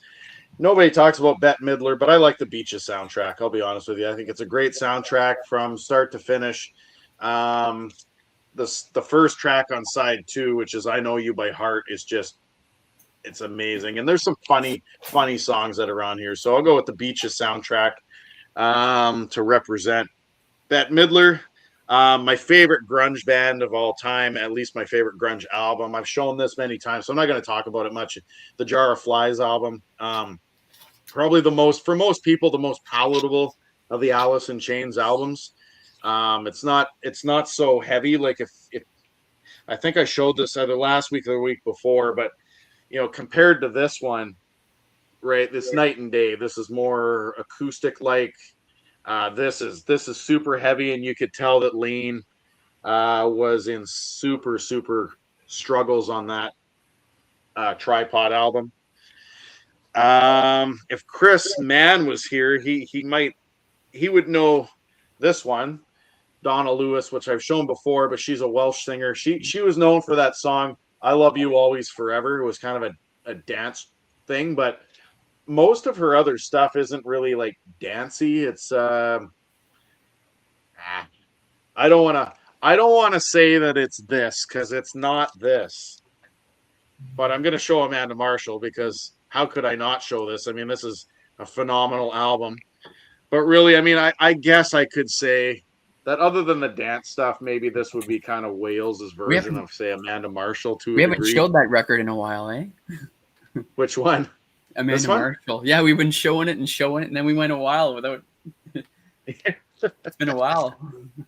And then I'm going to go with a couple weird ones here. Well, not weird ones, but just this one's a little strange. They're an Australian band, Big Pig.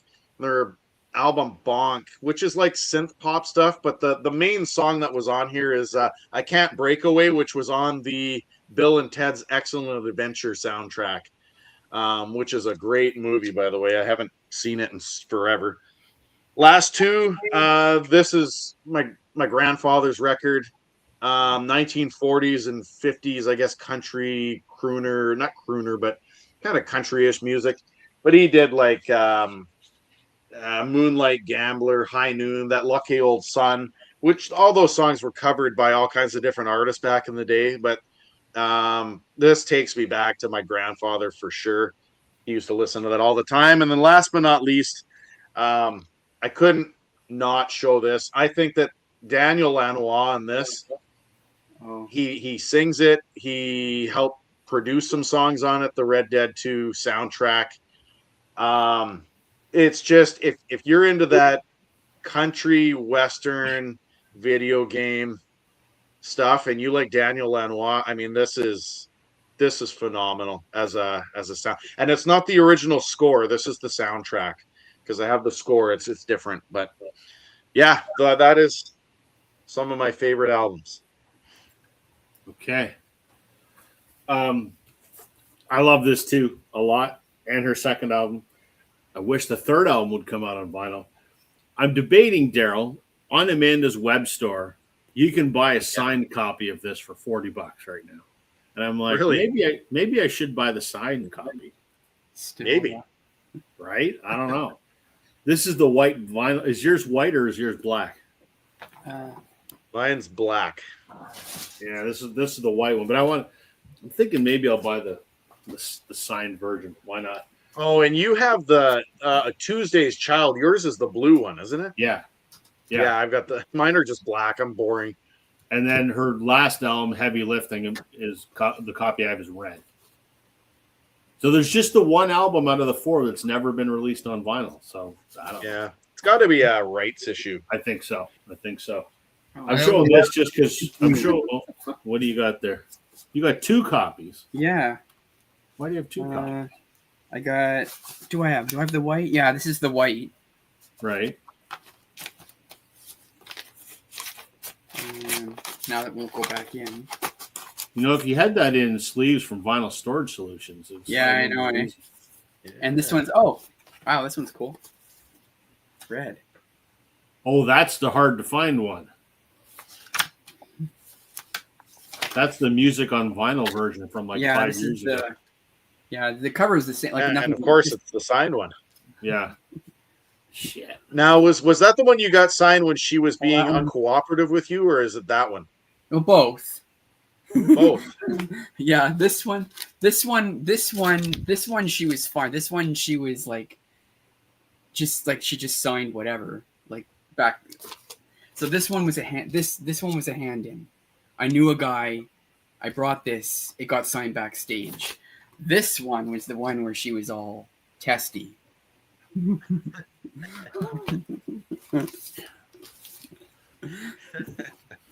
are you laughing? It's just funny. It's just funny. Yeah. Well, that's you've heard that story before. Where Hey, you can't say that she's Krista Berg though. Not even on the same scale. no, but she's still, I don't know, at least Krista Berg will engage his fans. Like, she just ignored me.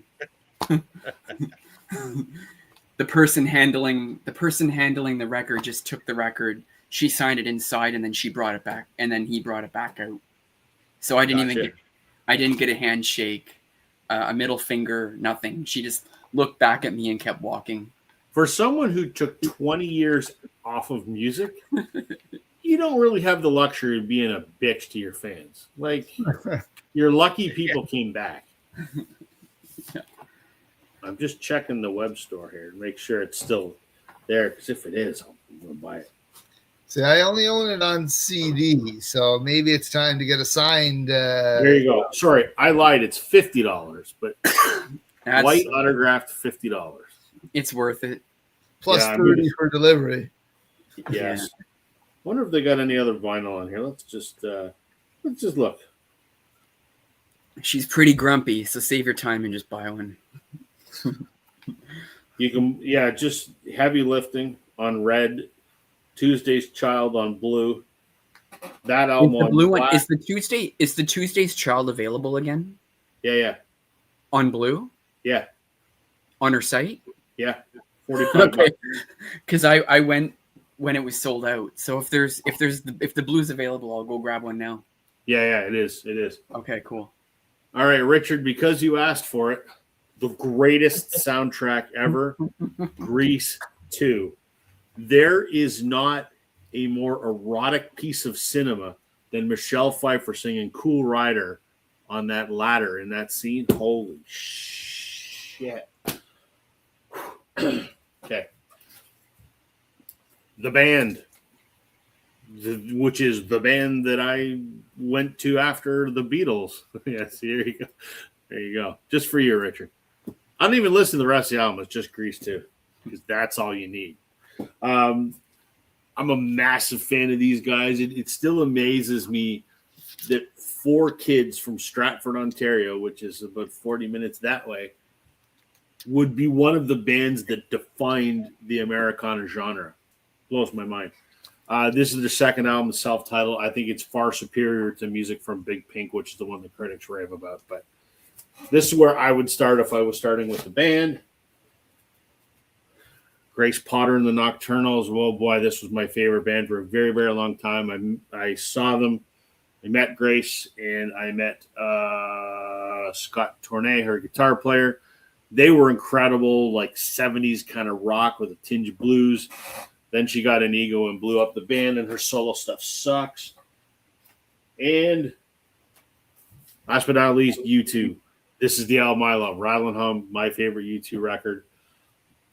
Richard and I are going to be recording a video maybe Friday afternoon, possibly after I get back from the little Lorraine move, and we're going to do a U2 video, and I'll just leave it at that. So there you go. Those are the rest of my favorite albums. So that's it, gentlemen. That was fun. I hope you guys had fun. It was good. Great. Very much so.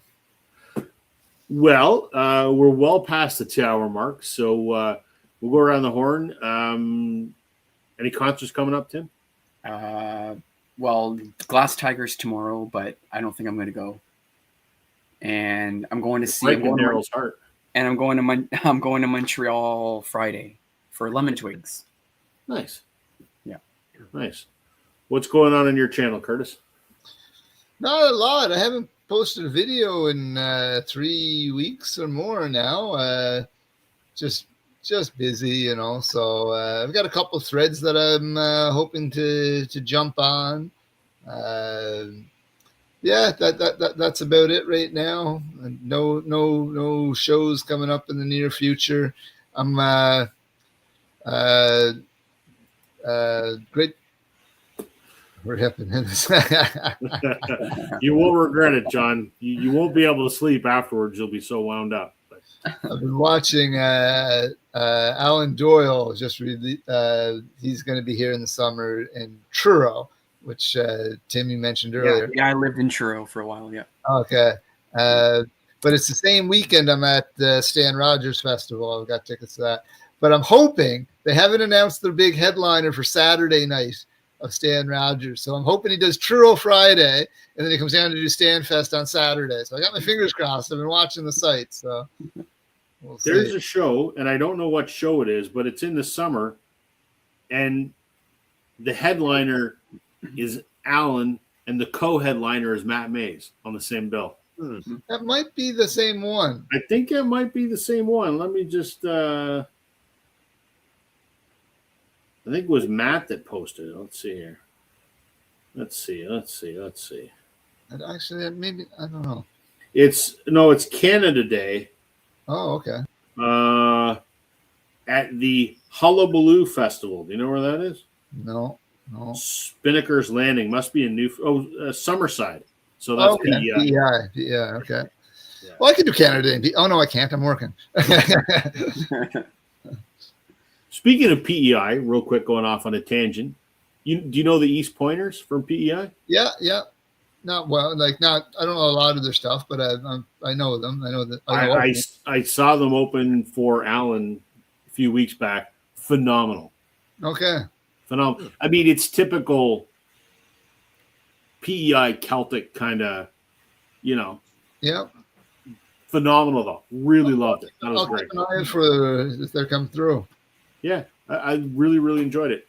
We've got the East Coast Music Awards here in Sydney this year, so I'm hoping to see a lot of music during that time. I live in the wrong place, man, because all the music I love is East Coast music. What are you gonna do, Daryl? What's going on your channel? Absolutely nothing, really, to be honest with you. I haven't posted a video in a few weeks now. I did like those threads and stuff like that, some contests. I did Emma's contest, did Richie's contest. In fact, my video for Richie, one of my things ended up in his part 2 of his contest thing. So one of the questions you got to answer if you want to do his second part is one of mine. So There you go. that was funny. Cool. But other than that, there's not a whole lot going on my channel. The only thing that I can say is I'm glad tonight that I brought the entertainment knowing that I could bring space disco in the same conversation as Stevie Wonder. I was excited about that. Well done. Well done. I put it this way. I make as many videos as Tim does right now, which would be not. I haven't put out a video in 3 months, and I know that's lazy. And I apologize to anyone that actually cares whether I put out a video or not, which I can't imagine anybody does. But it's just life has been busy and work is just grinding, just wearing my soul out. And so it's at a creative, all-time creative low. I still absolutely love doing this live stream. So I need to get back on the horse making videos. I still owe Sam a video. It's here. I just haven't edited it. I do want to do Emma's contest. I am going to do a Record Store Day video when a few things arrive that I'm waiting for. But I don't know. I apologize. I haven't made videos. It's just the priority of all the things in life these days, making a video is not up there. So hopefully creative juices will start flowing again at some point in time. But for now, you just have to be content with this, unfortunately. I'm sorry. But it is what it is. So that was wonderful, guys. Thank you very much. And to everyone watching, thank you. We love chatting with you. Hopefully in the next week or two, we'll have Brian on here from Tokyo Record Style. He and I have conversed electronically. We're going to schedule something.